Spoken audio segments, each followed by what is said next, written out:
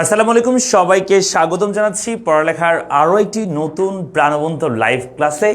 So যারা আমাদের HSC 26 এবং 27-এর শিক্ষার্থী আছো, বিশেষ করে যারা এইচএসসি 26-এর শিক্ষার্থী আছো, তোমাদের জন্য আমরা 1 উইক চ্যালেঞ্জ নিয়েছি, যেখানে তোমাদেরকে 1 সপ্তাহ ব্যাপী প্রতিদিন আমি একটা করে ক্লাস নিচ্ছি, তোমাদের সিকিউ ইকোনমিক্সের সিকিউ সলভ করছি। সো আজকে আমাদের চতুর্থ ক্লাস, যেখানে আমরা খুবই দুইটা গুরুত্বপূর্ণ অধ্যায় আমরা কভার করব। তা হচ্ছে চ্যাপ্টার 9 এবং 10 ফার্স্ট পেপারের, অর্থাৎ সামগ্রিক আয় ও ব্যয় এবং মুদ্রা ও ব্যাংক, এই দুইটা অধ্যায় আজকে আমরা কভার করব। সো তোমাদের যারা আমাদের সাথে যুক্ত হচ্ছে আজকের এই ক্লাসে, তোমাদের সবাইকে একটু রিকোয়েস্ট করব, সবাই একটু ক্লাসটা শেয়ার মেনশন করে দিবা, যাতে তোমাদের বন্ধু বান্ধব যারা আছে তারাও আমাদের সাথে এই ক্লাসটাতে যুক্ত হতে পারে। আমিও তোমাদের সাথে একটু শেয়ার মেনশন করে দিব, ঠিক আছে? তো সবাই একটু জয়েন করে ফেলো, তোমাদের বন্ধু বান্ধব যারা আছে সবাইকে একটু রিকোয়েস্ট, হ্যাঁ সবাইকে একটু কি করে দাও, তোমরা সবাইকে একটু শেয়ার করে দাও ক্লাসটা, ঠিক আছে? তারাও যেন আমাদের সাথে এই ক্লাসে যুক্ত হতে পারে। সো আমরা সবাই একটু জয়েন করে ফেলি, সবাই দ্রুত। তো আজকে আমরা মূলত দুইটা অধ্যায় কভার করব। এই দুইটা অধ্যায় তোমাদের জন্য গুরুত্বপূর্ণ, যারা শর্ট সিলেবাসে এই দুইটা অধ্যায় তোমাদের ছিল, বুঝছো? তো শর্ট সিলেবাসে যে অধ্যায়গুলো আসছে সেগুলো কিন্তু তোমাদের জন্য বেশি গুরুত্বপূর্ণ, যারা 26-এ পরীক্ষাতে তাদেরকে বলছি। সো শর্ট সিলেবাসের চ্যাপ্টারগুলো তো তোমরা কি করতেছো যে পড়বাই, পাশাপাশি তোমাদের প্রথম পত্রের 9 অধ্যায়টা তোমাদের গুরুত্বপূর্ণ, সেটা তোমরা একটু পড়বা এটার সাথে। সো আমরা সবাই একটু ক্লাস শেয়ার করে দিব, আমি তোমাদের সাথে একটু শেয়ার করে দিচ্ছি। তোমরা তোমাদের গ্রুপ, কলেজের গ্রুপ, স্কুলের গ্রুপ, বন্ধু বান্ধবদের যে গ্রুপ, সেই গ্রুপে একটু শেয়ার করে দাও, যাতে তারাও আমাদের সাথে যুক্ত হতে পারে, কেমন? সো একটু সবাই শেয়ার করে দিবা একটু।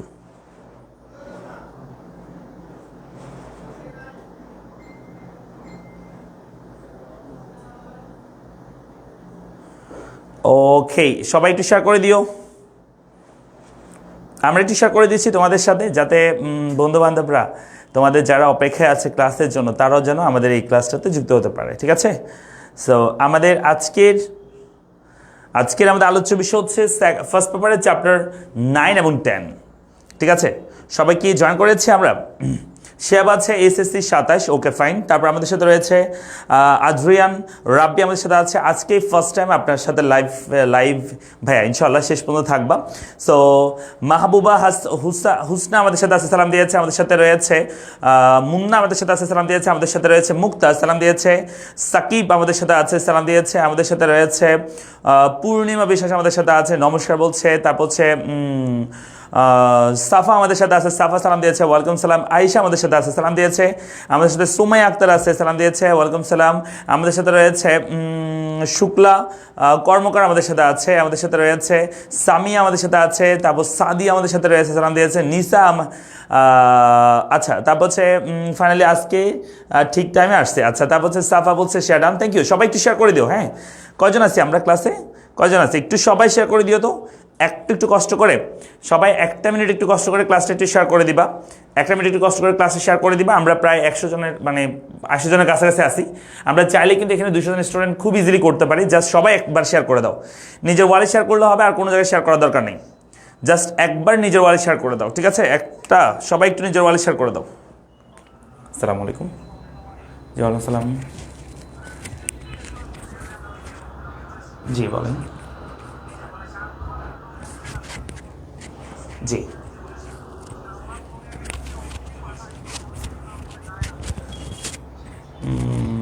আচ্ছা, এখন আমি কি করতে পারি?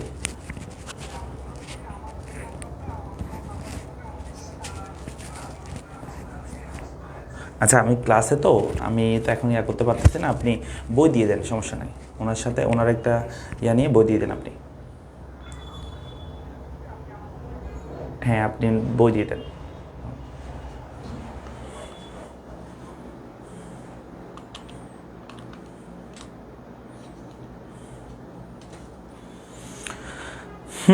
আমরা সবাই কি অ্যাড হয়েছে? ওকে, আমরা শুরু করব। হ্যাঁ, ওয়াফি আমাদের সাথে আছে, সানজিদা আমাদের সাথে আছে, তারপর হচ্ছে আমাদের সাথে জেরিন আছে। ওকে, আমাদের সাথে রয়েছে মাধব মন্ডল আমাদের সাথে আছে, শেয়ার ডান। সবাইকে থ্যাংক ইউ, যারা শেয়ার করেছো আজকের ক্লাসটা। আমরা সবাই একত্রে এই ক্লাসগুলো করব। তো আমি তোমাদের একটু বলি, আমাদের ইকোনমিক্সের ক্ষেত্রে 9ম অধ্যায় থেকে কোন কোন জায়গা গুরুত্বপূর্ণ আমরা শুরুতে আমরা সেটা দেখব, তারপর সেটার উপর ভিত্তি করে আমরা ক্লাসগুলো আগাবো আর কি। তো আমাদের অর্থনীতি প্রথম পত্রের অধ্যায় 9, হ্যাঁ অধ্যায় 9, এই অধ্যায় 9 থেকে মূলত আমাদের যে জায়গা থেকে প্রশ্ন হয় আমাদের মূলত যে এখানে আমাদেরকে যেটা বের করতে হয় জাতীয় আয় নির্ণয় করতে হয়। কি করতে হয়? জাতীয় আয়। জাতীয় আমার হচ্ছে জিএনআই, জিএনপি, জিডিপি এগুলো বের করতে হয়। তো এগুলো বের করার মূলত যে দুইটা পদ্ধতি সবচেয়ে বেশি মানে এখানে আমরা ব্যবহার করতে দেখব সেটা হচ্ছে আমাদের সি এর মান, আই এর মান, জি এর মান, হ্যাঁ এক্স এর মান, এম এর মান দেওয়া থাকে, ওইখান থেকে আমাদেরকে বের করতে হয় জিএনআই। আরটা হচ্ছে আমাদের যে সামেশন আর অর্থাৎ যত র্যান্ড আছে সব র্যান্ডের যোগফল প্লাস যত হচ্ছে ওয়েজেস আছে সব ওয়েজের যোগফল প্লাস যত ইন্টারেস্ট আছে সব ইন্টারেস্টের যোগফল প্লাস যত প্রফিট আছে সব প্রফিটের যোগফল। এই সূত্র দিয়ে আমাদের পরীক্ষায় প্রশ্নগুলো আসতে আমরা দেখতে পাই। হ্যাঁ আরেকটা জিনিস আমরা দেখি সেটা হচ্ছে সমীকরণ দিয়ে। হ্যাঁ সমীকরণ থেকে জাতীয় আয় নির্ণয়ের আমরা দেখতে পাই। তাহলে এই তিনটা ওয়ে সবচেয়ে বেশি পরীক্ষা আসে। এই তিনটা ওয়ে ভালো করে একটু পড়বো তাহলেই কিন্তু এই অধ্যায়টা কভার হয়ে যাবে। আরেকটা জায়গা আছে সেটা হচ্ছে জাতীয় আয় বের করতে হয়, তবে সেটা হচ্ছে এডি এবং এএস এর সাহায্যে, অর্থাৎ অ্যাগ্রিগেট ডিমান্ড এবং অ্যাগ্রিগেট সাপ্লাইয়ের সাহায্যে করতে হয়।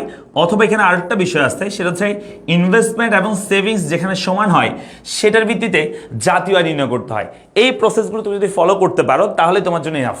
অর্থাৎ আমাদের সি, আই, জি, এক্স এর মান, এম এর মান এগুলো দেওয়া থাকলে সেক্ষেত্রে জাতীয় বের করা, অথবা সামেশন আর অর্থাৎ র্যান্ড, ওয়েজেস, ইন্টারেস্ট এবং প্রফিট দেওয়া থাকলে সেগুলোর মাধ্যমে করা, বা সমীকরণ থাকলে সেগুলো দিয়ে করা, অথবা এডি এবং এস এর মান দেওয়া থাকলে সেটা দিয়ে করা, আর আই এবং এস অর্থাৎ ইনভেস্টমেন্ট এবং সেভিংস যেখানে সমান হয় সেখানে কিন্তু আমাদের ভারসাম্য হয়, তো সেটা দিয়েও আমাদের করতে হয়। ঠিক আছে, তো এই প্রসেসগুলো ফলো করতে পারলে বা এই জিনিসগুলো দেখতে পারলে এই চ্যাপ্টারটা খুবই সহজ। অনেকে এই চ্যাপ্টারটা স্কিপ করে, আমি তোমাদেরকে বলবো যাদের চিন্তা ভাবনা আছে যে নবমটা একটু কঠিন স্কিপ করবো, তোমরা আজকে ক্লাসটা করো। ঠিক আছে, আজকে ক্লাসটা করো, তারপর সিদ্ধান্ত নিও। আমার কোনো স্টে থাকবে না, জাস্ট ক্লাসটা করবা।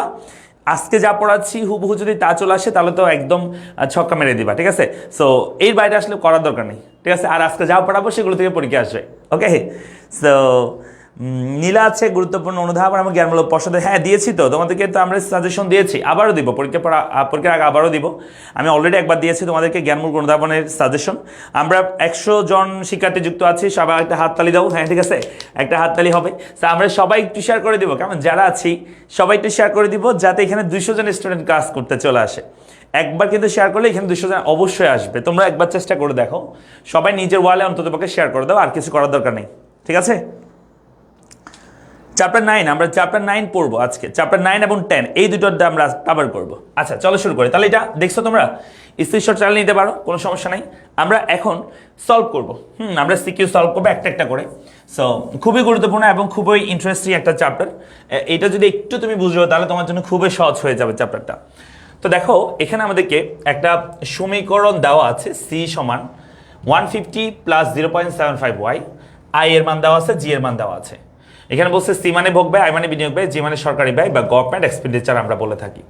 তো বলছে প্রথমে যে কোয়েশ্চেনটা করছে ক নাম্বার, দ্বৈত গণনার সমস্যা কি? আচ্ছা দ্বৈত গণনার সমস্যা মানে হচ্ছে এরকম, আমি যদি বলি জাতীয় আয় যখন আমরা বের করি, একটা দেশের টোটাল ইনকামটা যখন বের করা হয়, তো আমরা জাতীয় আয়ের সংজ্ঞাটা এরকম যে একটি নির্দিষ্ট সময়ে সাধারণত 1 বছরে যে পরিমাণ একটা দেশের যে পরিমাণ সম্পদ আছে সেগুলোকে ব্যবহার করে যে পরিমাণ চূড়ান্ত পর্যায়ে দ্রব্য এবং সেবা উৎপাদন হয় তার সমষ্টিকে আমরা বলি জাতীয় আয়। আবার বলছি, একটা দেশে সাধারণত 1 বছরে একটা নির্দিষ্ট সময়ে সাধারণত 1 বছরে যে পরিমাণ সম্পদ আছে সেগুলোকে ব্যবহার করে যে পরিমাণ চূড়ান্ত পর্যায়ে দ্রব্য এবং সেবা উৎপাদন হয় তার সমষ্টিকে আমরা বলি জাতীয় আয়। এখন বিষয়টা হচ্ছে, মনে করো একটা দেশে এভাবে চিন্তা করো যে তুলা, আমরা জানি যে তুলা থেকে কি হয় বলতো, সুতা তৈরি হয়। সেই সুতা থেকে কি তৈরি হয় বলতো, কাপড় তৈরি হয়। সুতা থেকে কাপড় তৈরি হয়, কাপড়। আবার সেই কাপড় থেকে তৈরি পোশাক তৈরি হয়, তৈরি পোশাক।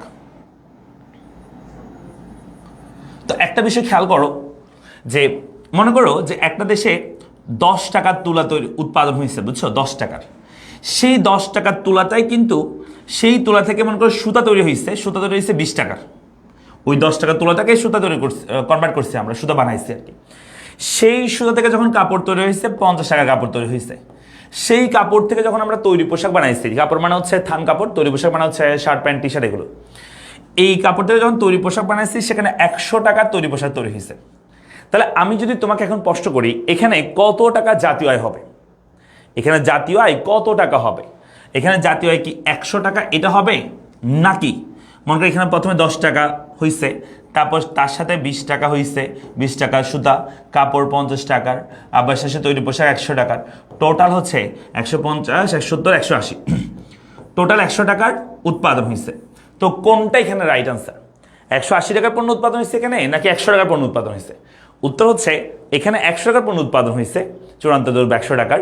কিন্তু আমরা অনেক সময় দেখা যায় যে জাতীয় বের করার ক্ষেত্রে অনেক সময় তুলার দামও, সুতার দামও, কাপড়ের দামও, সেই কাপড় দিয়ে তৈরি পোশাকের দাম আমরা যোগ করে ফেলি, তখন আমাদের জাতীয় আয়টা বেশি দেখায়। হ্যাঁ, এই 100 টাকার ভিতরে কিন্তু এগুলো সবগুলো আছে। তো সেই জন্য এইটাকে বলা হয় দ্বৈত গণনার সমস্যা, মানে দুইবার গুণে ফেলার সমস্যা, দুইবার লিখে ফেলি আমরা, দুইবার করে ফেলি।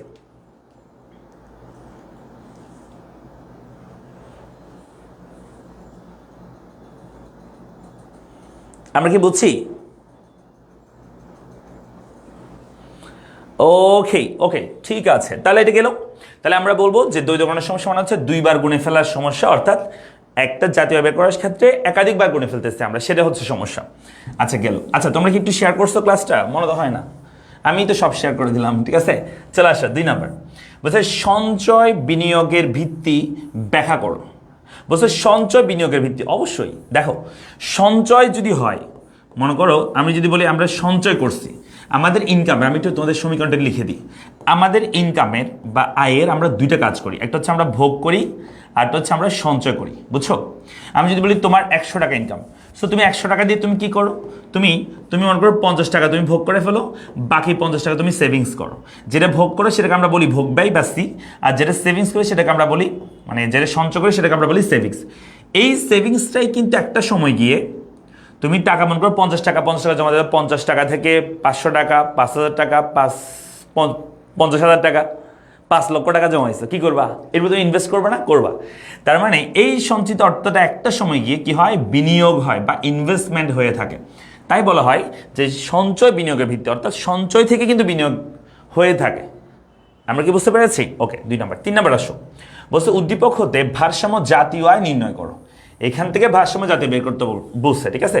তোমাদেরকে এই যে বললাম যে জাতীয় বের করতে হবে, ভারসাম্য জাতীয় আয়, চলো আমরা কিভাবে করতে হয় চলো আমরা শিখি। হ্যাঁ, তো দেখো আমরা লিখবো যে এখানে আমাদেরকে 1 নম্বরে যেটা দেওয়া আছে, আমরা এটা গ নাম্বার করতেছি, আমরা লিখবো দেওয়া আছে, ফার্স্টে দেওয়া আছে, কি দেওয়া আছে?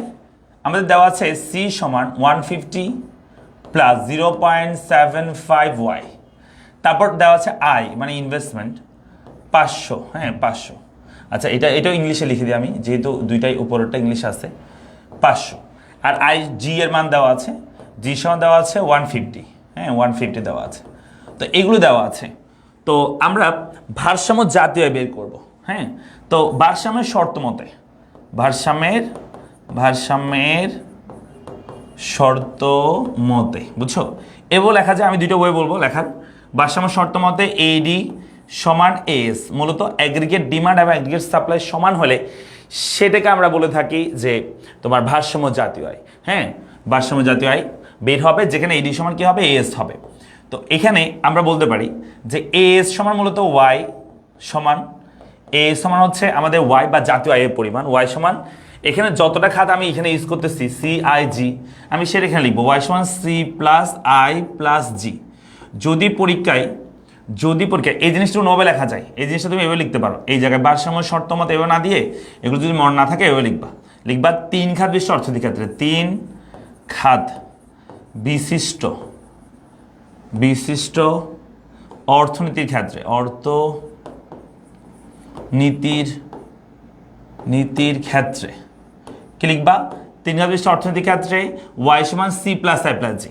যদি এখানে সিআইজি সাথে এক্স এর মান, হ্যাঁ এম এর মান এগুলো দেওয়া থাকতো, তখন সূত্রটা হতো এরকম প্লাস এক্স মাইনাস এম। এটা হচ্ছে মূলত সূত্র 4 খাত বিশিষ্ট অর্থনীতির ক্ষেত্রে টোটাল সূত্রটা।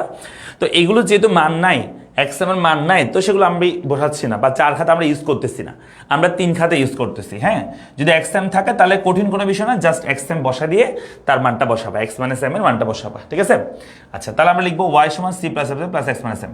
এবার আসো, এবার আমরা মানগুলো বসাবো। ওয়াই এর মান তো নাই, কিন্তু সি এর মান আছে। সি এর মান কোনটা? এই যে সি এর মান এখানে আমরা অলরেডি ধরে আছি। সি এর মান হচ্ছে 150, হ্যাঁ, প্লাস 0.75, 150 প্লাস 0.75 ওয়াই, তারপর লিখো প্লাস। তাহলে লিখছি ওয়াই সমান 100, সি সমান 150 প্লাস 0.75 ওয়াই। তারপর আসো এই আই এর মান বসাবো, এই যে আই এর জায়গায় আই এর মান বসাবো, সেটা হচ্ছে 500। তারপরে এই জি এর জায়গায় জি এর মান বসাবো, সেটা হচ্ছে 150। জি এর জায়গায় জি এর মান বসাবো কত? 150। এবার আসো, তাহলে ওয়াই সমান 150 প্লাস 0.75 প্লাস 500 প্লাস 150। এবার আমি যদি তোমাদেরকে বলি যে ওয়াই সমান কত, এবার খেয়াল করো, ওয়াই সমান এখানে 150, এখানে 500, এখানে 150 আছে, যোগ করে দাও একটু সবগুলো। 150 150 300, তাই না? তাহলে 300-র সাথে 500 যোগ করলে 800 হবে। তাহলে 800 প্লাস এই 0.75 ওয়াই। এবার একটু দেখো তো, এবার হচ্ছে এই ওয়াই ওয়ালাগুলো এক পাশে নিয়ে আসো, এক পাশে। আমি আবার বলতেছি, জাস্ট ফার্স্টে আমরা সি এর মান আই এর মান জি এর মান বসা দিয়েছি, তারপরে 150 150 500 যোগ করে দিয়ে 800 হয়েছে। এবার আমরা ওয়াই ওয়ালাগুলো এক পাশে নিয়ে আসি। ওয়াইতে এখানে একটা আছে, এইটা যদি এই পাশে আনো, এখানে ছিল প্লাস, এই পাশের কি হবে? মাইনাস, হ্যাঁ, ঋণাত্মক হয়ে যাবে। 0.75 ওয়াই লিখবো, হ্যাঁ, 0.75 ওয়াই সমান এই 800কে আমি যদি 800টা 800 থেকে যাবে, এটা কোনো সমস্যা নেই। আগে এইটুক পর্যন্ত সবাই বুঝছো কিনা একটু বলো। হ্যাঁ, এইটুক পর্যন্ত সবাইকে বুঝতে পারছো কিনা একটু আমাকে জানাবা, একটু আমাকে জানাতো এইটুক পর্যন্ত তোমরা বুঝতে পারছো কিনা সবাই। আগে লেখাটা সহজ, তাহলে ওইভাবে লিখো, কোনো সমস্যা নেই।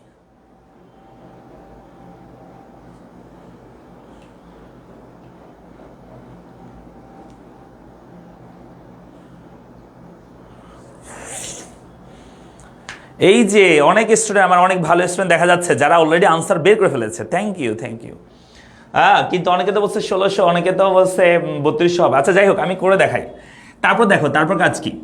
এরপর এখান থেকে ওয়াই কমন নিবা। হ্যাঁ, ওয়াই কমন নিলে, ওয়াই থেকে ওয়াই কমন নিয়ে ফেললে 1 থাকবে, মনে রাখবা। ওয়াই মানে হচ্ছে 1 ওয়াই, হ্যাঁ, ওয়াই পাশে কি আছে? মনে মনে 1 আছে। ওয়াই থেকে ওয়াই কমন নিলে 1 থাকবে, মাইনাস আর এক প্রকার কমন নেওয়া মানে হচ্ছে এক প্রকার ভাগ করা। ওয়াইকে ওয়াই দিয়ে ভাগ করলে যেমন 1 থাকে তেমন। 0.75 ওয়াই থেকে তুমি যদি ওয়াই নিয়ে ফেলো, তাহলে এখানে থাকবে 0.75, এটা থাকবে সমান 800, এখানে দিলাম।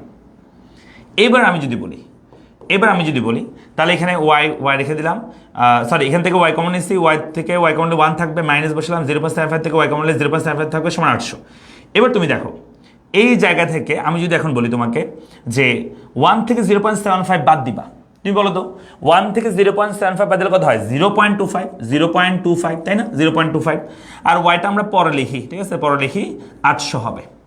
এরপর আমরা একটু সাজা লিখি তো, এরপর আমরা একটু সাজাই, মানে কি, ওয়াইটা আমরা রেখে দিচ্ছি এখানে, হ্যাঁ, ওয়াইটা এখানে রেখে দিই, এই পাশে ওয়াইটা রেখে দিই। 0.25কে ওই পাশে পাঠিয়ে দিব, এখানে যেটা গুণ আছে ওই পাশে কি হবে? ভাগ হবে, অর্থাৎ 800 ডিভাইডেড বাই, যেটা এখানে 0.25 এখানে গুণ আছে, ওই পাশে গেলে কি হবে? ভাগ হবে, সেটা হচ্ছে 0.25 এখানে আমরা দিয়ে দিলাম, 0.25 এখানে দিলাম। এবার আমি যদি বলি ওয়াই সমান, দেখো 800কে 0.25 দিয়ে তুমি যদি ভাগ করে দাও, 800 ডিভাইড বাই 0.25, তাহলে কত হয় একটু বলো তো? হ্যাঁ, কত হয় একটু বলো তো? তাহলে 800 ডিভাইডেড বাই আমরা বলবো 0.25, তাহলে আনসার হবে 3200। হ্যাঁ, যারা 3200 বলছো তাদের আনসার ঠিক আছে, উত্তর হবে 3200। এটা হচ্ছে আমাদের ভারসাম্য জাতীয় আয় বের হয়েছে। তাহলে আমাদের 3 নম্বর প্রশ্ন উত্তর শেষ। ভারসাম্য জাতীয় নির্ণয় করো, আমরা বলবো ভারসাম্য জাতীয় আয় 3200, শেষ। তাহলে এখানে আমাদের আনসার হচ্ছে ভারসাম্য জাতীয় আয়, আমরা লিখবো ভারসাম্য জাতীয় আয় কি হবে? ভারসাম্য জাতীয় আয় ওয়াই সমান আমরা লিখবো 3200, আমরা লিখে দিব, আর কোনো কাজ নাই। ওকে,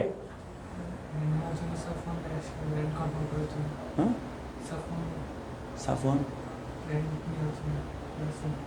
আচ্ছা আসতে বলো, আমি এখন আসবো 2 মিনিট।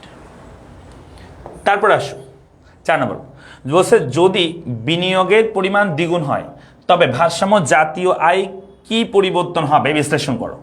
বলছে বিনিয়োগের পরিমাণ যদি দ্বিগুণ হয়, তার মানে এখানে যারা এই যে ইনভেস্টমেন্ট আছে, এই যে আয় আছে, এইটা যদি ডাবল হয়ে যায়, অর্থাৎ 500 জায়গায় যদি কত হয়, 500 জায়গায় ইন্টু 2, অর্থাৎ যদি 1000 হয়ে যায়, কত হয়ে যায় বলো তো, 1000 হয়ে যায়, তাহলে আমাদের ভারসাম্য জাতের উপর কি প্রভাব পড়বে সেটা জিজ্ঞেস করছে। তাহলে কি প্রভাব পড়বে বিশ্লেষণ করো। তো তোমরা যে কাজটা করবা, যা সব ঠিকঠাক থাকবে, আবার তোমাকে ওয়াই মান বের করতে হবে, তবে এই জায়গায় এই ইনভেস্টমেন্টটা তখন দ্বিগুণ হয়ে যাবে। লিখবা ভারসাম্য জাতীয় বিনিয়োগ দ্বিগুণ হলে 500 ইন্টু 2, অর্থাৎ হচ্ছে এখানে 1000 হয়ে যাবে। 1000 দিয়ে এই মানটা আবার সেম কাজ করতে হবে, শুধু এই আয়ের জায়গায় 500 জায়গায় কত বসাবা, 1000 বসাবা। দেখি তোমরা করো তো, এটা দ্রুত করবা। হ্যাঁ, তোমরা একটু দ্রুত করো তো, এটা আমি আসতেছি, তোমরা একটু দ্রুত করো, সবাই একটু দ্রুত করো।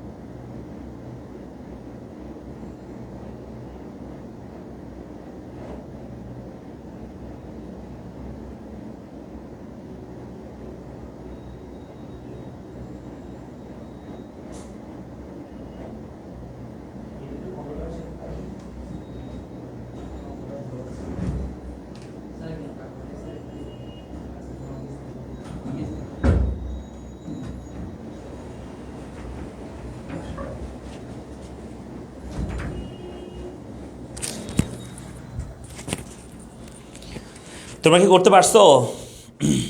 কতটুকু আসছে বলো তো?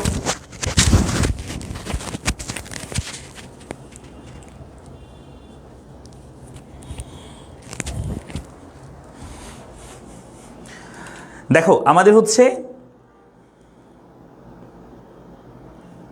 আমাদের রেখে কোথায় গেলেন, এই যে আসি। আচ্ছা তাহলে আমি যদি বলি এখানে যদি আমাদের 1000 হয়ে যায়, তাহলে চেঞ্জটা হবে এই জায়গায় আমরা 1000 লিখে দিব, তাহলে এই জায়গায় হচ্ছে 1000, এটা হচ্ছে 1300 হয়ে যাবে, এই জায়গায় 800 থাকবে না, 1300 হয়ে যাবে।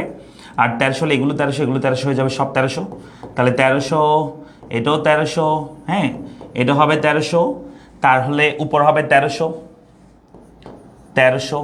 তারপর হচ্ছে 1300কে এখন এটা ভাগ করতে হবে, 1300কে ভাগ করবো আমরা, তাহলে আনসার হবে ডিভাইডেড বাই 0.25, হ্যাঁ তাহলে 5200, উত্তর হবে 5200। এবার কাজ কি, আমরা লিখবো ভারসাম্য জাতীয় আয় পরিবর্তন বা বৃদ্ধি পেয়েছে, বৃদ্ধি শুধু একটু করলে হবে না কিন্তু, হ্যাঁ শুধু ওয়ার মান বের করলে হবে না, বুঝতে বিনিয়োগের পরিমাণ দ্বিগুণ হলে ভারসাম্য জাতীয়ের ওপর কি পরিবর্তন হবে, মানে বাড়বে না কমবে সেটা তোমাকে বলতে হবে। তাহলে ভারসাম্য জাতীয় আয় বৃদ্ধি পেয়েছে, আমরা বলবো ভারসাম্য জাতীয় আয় বৃদ্ধি পেয়েছে, কত বৃদ্ধি পেয়েছে একটু লিখে দিব আমরা, কেবল লিখবা এই যে 5200 মাইনাস আগে ছিল কত 3200 নাকি, 3200 বিয়োগ করে দিবা, তাহলে আনসার দাঁড়াবে 5200 থেকে 3200 বিয়োগ করলে উত্তর হবে হচ্ছে 2000 নাকি 2000। তাহলে আমাদের ভারসাম্য জাতীয় আয় বৃদ্ধি পেয়েছে কত 2000, এটাই বলবা। কই সবাই তো দেখি চলে গেল, সবাই একটু শেয়ার করে দিও তো, আবার সবাই আসুক, তোমাদের বন্ধুরা সবাই একটু আসুক, সবাই একটু শেয়ার করে দিও আবার ক্লাস, কেমন? আচ্ছা তাহলে এটা গেল আমাদের প্রথম ম্যাথ আমরা করছি, এবার চলো আমরা দ্বিতীয় ম্যাথ করব। এটা কি সবাই বুঝছো, এই ম্যাথটা সবাই বুঝছো? একটু বলো তো বুঝছো কিনা, না বুঝলে আমাকে কিছু বলবা, সবাই এটা বুঝছো কিনা একটু বলো তো সবাই।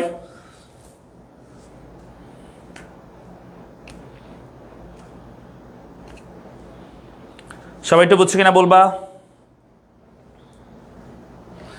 ওকে এবার আসো, এটা গেল, এবার আসো 2 নাম্বার বলছে যে একটি দেশের সামগ্রিক আয় নির্ধারণের মডেল নিম্নরূপ। তো এখানে সামগ্রিক আয় নির্ধারণের মডেল আমরা দেখবো একটা দেশের। সো এখানে বলছে সি এর মান, আই এর মান, জি এর মান দেওয়া আছে আগের মতোই, হ্যাঁ। তো প্রথমে বলছে মোট দেশজ উৎপাদন কাকে বলে, মানে যেটাকে আমরা বলি জিডিপি। আমরা বলবো একটা দেশে একটা নির্দিষ্ট সময়ে যে পরিমাণ পণ্য বা সেবা উৎপাদন হয় তার সাথে দেশের অভ্যন্তরে যে পরিমাণ হ্যাঁ সেখান থেকে বিদেশে কর্মরত যে পরিমাণ মানুষ আছে, বাংলাদেশের মানুষ, তাদের ইনকামটা বাদ দিব এবং দেশে কর্মরত যারা বিদেশে আছে তাদের ইনকামটা যোগ করলে যেটা পাওয়া যায় সেটা হচ্ছে আমাদের মোট দেশের উৎপাদন। বা আরও সহজ করে বললে একটা দেশে যে পরিমাণ পণ্য বা সেবা উৎপাদন হয় তার সাথে দেশে কর্মরত বিদেশিদের আয় এবং যোগ করতে হবে, এবং বিদেশে কর্মরত দেশিদের আয়টা বাদ দিতে হবে, সেটাকে আমরা মূলত কি বলতে পারি, জিডিপি বা মোট দেশের উৎপাদন আমরা বলতে পারি, হ্যাঁ। 2 নম্বর বলছে আয়ের সাথে পরচিত ভোগের সম্পর্ক ব্যাখ্যা করো। আচ্ছা আয়ের সাথে পরচিত ভোগের সম্পর্কটা কেমন শোনো, আমরা যদি একটা চিত্র আঁকি মূলত এরকম, মূলত আমাদের ভোগ, এই যে এখানে পরচিত ভোগ বলছে, ভোগ 2 ধরনের হয়, একটা হচ্ছে স্বয়ংভূত ভোগ,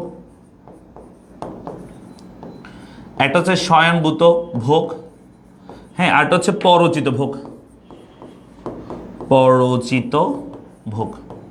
তাহলে ভোগ মূলত 2 প্রকার, একটাকে আমরা বলি স্বয়ংভূত ভোগ, আরটা কি ভোগ, পরচিত ভোগ। তো স্বয়ংভূত ভোগ কি, যেই ভোগটা আয়ের উপর নির্ভর করে না, আয় বাড়লো কমলো সেটা সবসময় ফিক্স থাকে, সেটাকে আমরা বলি স্বয়ংভূত ভোগ। আমি তোমাদের একটু এঁকে দেখাই পাশাপাশি দুইটা। স্বয়ংভূত ভোগের চিত্রটা হবে এরকম, আমি যদি বলি আয় এখানে জাতীয় আয় বা আয়, আর স্বয়ংভূত ভোগ যদি লম্বক হয়, ভোগ যদি লম্বককে হয় তাহলে এরকম হবে যে যেই ভোগ আয়ের উপর নির্ভর করে না, তোমার করে আয় 0 স্বয়ংভূত ভোগ মনে করো 10, আয় 10 হলে স্বয়ংভূত ভোগ তাও 10, আয় 20 হলে তাও স্বয়ংভূত ভোগ 10, আয় 30 হলে তাও স্বয়ংভূত ভোগ কত 10, মানে আয়ের পরিবর্তন ফলে স্বয়ংভূত ভোগ কোনো পরিবর্তন হয় না, সেটাকে আমরা বলছি স্বয়ংভূত ভোগ রেখা। অর্থাৎ স্বয়ংভূত ভোগ কি, যেই ভোগটা আয়ের উপর নির্ভর করে না, আয় যেমনই হোক যে ভোগটা সবসময় ফিক্স থাকবে সেটাকে আমরা বলি স্বয়ংভূত ভোগ। আর পরচিত ভোগ কি, যে ভোগটা আয়ের উপর নির্ভর করে, যেমন আমি যদি বলি এখানে আয় বা জাতীয় যদি এখানে ধরি আমি, হ্যাঁ, আর এখানে যদি আমরা বলি পরচিত ভোগ যদি বলি, সো সেটা কেমন, আমি যদি বলি আয় যদি হয় 10, 20, 30, আর পরচিত ভোগটা হচ্ছে এরকম, আয় 10 মনে করো, পরচিত ভোগ 5, আয় বাড়লে পরচিত ভোগ কি হবে, আয় বাড়লে পরচিত ভোগ কি হবে, বৃদ্ধি পাবে, আর যদি আরো বৃদ্ধি পায় পরচিত ভোগ কি পাবে, আরো বৃদ্ধি পাবে, মানে আয় বাড়লে পরচিত ভোগ বাড়ে আর কি, হ্যাঁ। এটাকে বলা হয় যে পরিচিত ভোগ ব্যয় রেখা। তাহলে আমার কথা হচ্ছে সিম্পল, যেই ভোগ ব্যয় রেখা আয়ের উপর নির্ভর করে না, আয় হোক বা না হোক সবসময় ফিক্স থাকে, সেটাকে আমরা বলি স্বয়ংবৃত্ত ভোগ। আর যে ভোগ আয়ের উপর নির্ভর করে, ইনকাম বাড়লে যে ভোগ বাড়ে, ইনকাম কমলে যে ভোগ কমে, ইনকাম শূন্য হলে যে ভোগ শূন্য হয়, তাকে আমরা বলি পরচিত ভোগ। আর স্বয়ংবৃত্ত ভোগ ইনকাম শূন্য হলেও তোমাকে ভোগ করতে হবে, এটাকে আমরা বলি স্বয়ংবৃত্ত ভোগ। ঠিক আছে? হ্যাঁ, যে ভোগ আয়ের উপর নির্ভর করে না তাকে আমরা বলি স্বয়ংবৃত্ত ভোগ, যে ভোগ আয়ের উপর নির্ভর করে তাকে আমরা বলবো পরচিত ভোগ। হয়েছে? এবার আসো 3 না বলছে উদ্দীপক হতে ভারসাম্য জাতীয় নির্ণয় করো। তার মানে আগের মতো ওয়াই এর মান বের করতে বলছে। এবার কি তোমরা করতে পারবা? Same process, same math. দেখো সেম ম্যাথ, কিন্তু তোমাকে সি এর মান দিছে, আই এর মান দিছে, জি এর মান দিছে, তোমাকে বলছে ভারসাম্য জাতীয় বের করতে। তুমি কি পারবা এটা? তুমি যদি পারো আমি আর করে দিব না, সেম প্রসেসে করবা।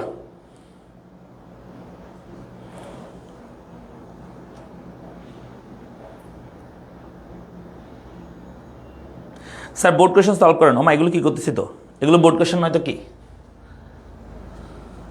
এগুলো তো বোর্ড কোয়েশন সলভ করতেছি। যদি তোমরা এটা পারবা যদি বলো, তাহলে আমি আর করে দিব না 3 নাম্বারটা। আচ্ছা তবুও তোমরা অনেকে আছো স্যার করে দেন, পারবো না, মানে এত করাই তবুও এরা বুঝে না। আচ্ছা যাই হোক, আমরা লিখবো দেওয়া আছে। হ্যাঁ দেওয়া আছে, আমি একটু দ্রুত করতেছি। দেওয়া আছে, কি দেওয়া আছে? সি এর মান দেওয়া আছে 50 প্লাস 0.75 ওয়াই। এরপর দেওয়া আছে আই এর মান, ইনভেস্টমেন্ট সমান হচ্ছে 100 এবং গভর্নমেন্ট এক্সপেন্ডিচার দেওয়া আছে 150। তারপর আমাদের এখানে আমরা লিখবো যে 3 খাত বিশিষ্ট অর্থনৈতিক খাতে, 3 খাত বিশিষ্ট, যেহেতু সিআইজি দেওয়া আছে, কেমন? তাহলে আমরা বলবো 3 খাত বিশিষ্ট অর্থনীতির ক্ষেত্রে,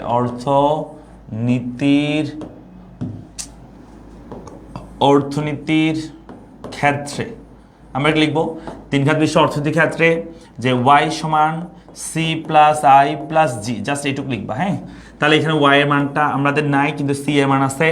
সি সমান এটা 50 প্লাস 0.75 ওয়াই। হ্যাঁ 0.75 ওয়াই, 50 প্লাস 0.75 ওয়াই। তারপর আই এর মান, আই মানে ইনভেস্টমেন্ট এক্সপেন্ডিচার, সেটা হচ্ছে 100 যোগ জি এর মান হচ্ছে 150 বসায় দাও।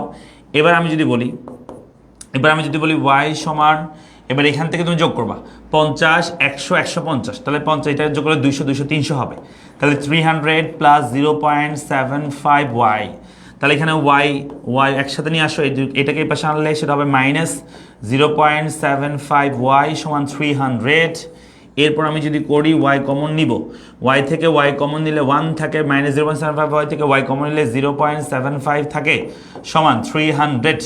এবার আমি যদি বলি ওয়াই, দেখো 1 থেকে 0.75 দিলে 0.25 ওয়াই সমান 300।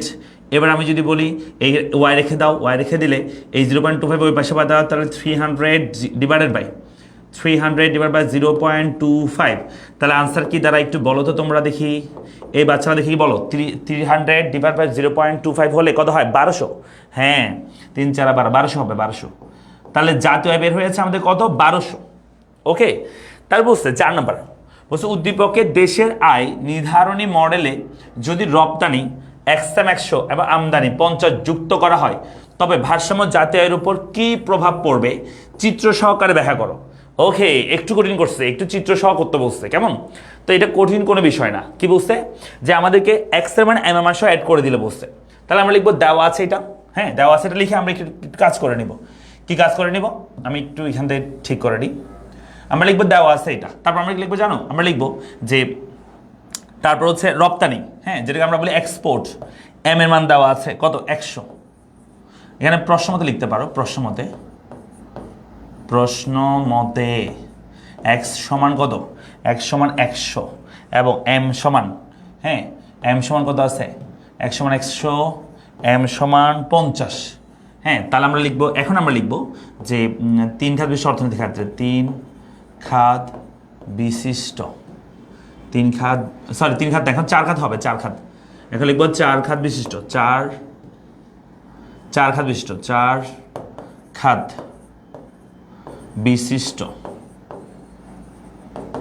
অর্থনীতির ক্ষেত্রে অর্থনীতির ক্ষেত্রে আমরা বলতে পারি কি বলতে পারি, 4 ক্ষেত্রে বিশিষ্ট অর্থনীতির ক্ষেত্রে y সমান c plus I plus G plus X minus M, এটা এক্স প্লাস এম না, হ্যাঁ এক্স মাইনাস এম মনে রাখবা। তো আমরা এখানে মানগুলো বসাবো সবগুলো, ঠিক আছে? আমরা এখান থেকে আবার করি সব কিছু। চলো আমরা করি। দেখো এরপর আমরা লিখবো যে এখানে মানগুলো বসে দাও সবগুলোর। সি এর মান হচ্ছে 50 প্লাস 0.75y, তারপর আই এর মান হচ্ছে 100 বসালাম, জি এর মান হচ্ছে 150 plus X minus M, X এর মান হচ্ছে 100, হ্যাঁ আচ্ছা এগুলো বাংলা ইংলিশ করে ফেলছি আমি, যাই হোক এটা 1 হবে, 100 হবে, এটা 50, বাংলা ইংলিশ করে নিচ্ছি আমি। তাহলে এটা হবে 100, এক্স এর মান হচ্ছে 100, এম এর মান হচ্ছে -50, তাহলে এক্স মাইনাস এম হবে, ঠিক আছে? এক্স মাইনাস কি এম, 100 থেকে 50 বাদ দিব, তাহলে আনসার কি দাঁড়াবে? আনসার হচ্ছে এখান থেকে আমরা বলবো এইটা এটা এটা এগুলো যোগ বিয়োগ করে বিয়োগফল আমরা বের করে নিব। তাহলে 100 থেকে 50 বাদ দিলে হয় 50, তাহলে দেখো একটু শর্টকাট করে নিবা, 100 থেকে 50 বাদ দিলে হয় 50, তাহলে 50 সাথে 150 যোগ করলে হবে 200, 300, 350, তাহলে আনসার কত হবে? 350 প্লাস 0.75y, একটু লাইন কমা নিলাম আর কি, হ্যাঁ।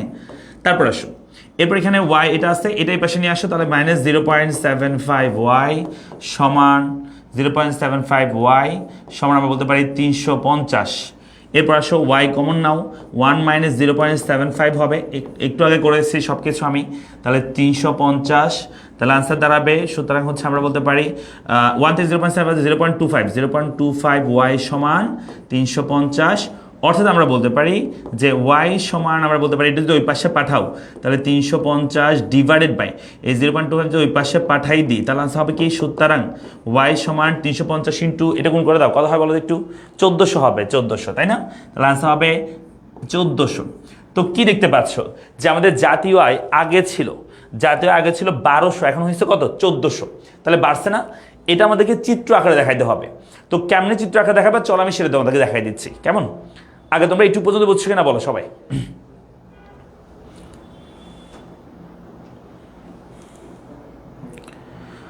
সবাইকে এইটুকু পর্যন্ত বুঝতে পারছো?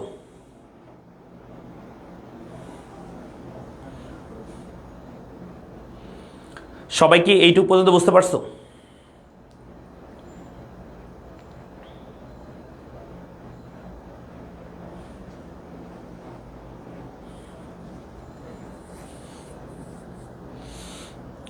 ক্লিয়ার, ওকে ফাইন, ঠিক আছে। শোনো, তো এখন আমরা যেটা করব সেটা হচ্ছে এখানে আমরা চিত্র আঁকবো, আমি এইটুকু মুছে দিচ্ছি উপর অংশটুকু, তা আমরা চিত্র আঁকবো। কেমন আঁকবো? আমরা ফার্স্টে আগে যে চিত্রটা করেছিলাম এখানে আমাদের আয়, এই চ্যাপ্টারে যতগুলো চিত্র আসে সব চিত্রে এই জাতীয় আয় বা আয় হবে নিচের দিকে, বুঝছো? আর উপরের দিকে আমরা এখানে মূলত দুইটা চিত্র আঁকবো, একটাকে বলা হয় এডি, হ্যাঁ একটাকে বলা হয় এডি অ্যাগ্রিগেট ডিমান্ড, আরটাকে বলা হয় এএস। কেমন? তো আমি একটু তোমাদেরকে বলে দিচ্ছি, জাস্ট মুখস্থ করার মতো করবো এটা। এই এএস রেখাটা অলওয়েজ 45 ডিগ্রি অ্যাঙ্গেল উপরের দিকে যাবে, এটার নাম হচ্ছে এএস রেখা, এগ্রিগেট সাপ্লাই রেখা। এটা অলওয়েজ 45 ডিগ্রি অ্যাঙ্গেল উপরের দিকে যাবে। কেমন? এটা কেন হয় আমি যখন বেসিক ক্লাস করাই তখন বলি, এখন তো আসলে এগুলো বলার সময় নাই, সেজন্য মূলত এএসটা একটা দেশের সবসময় 45 ডিগ্রি অ্যাঙ্গেল উপরের দিকে যাবে। কেমন? আচ্ছা গেল। এরপর আসো এই যে এখানে এখন আমাদের এডি আঁকতে হবে। এডি কেমনে করবা?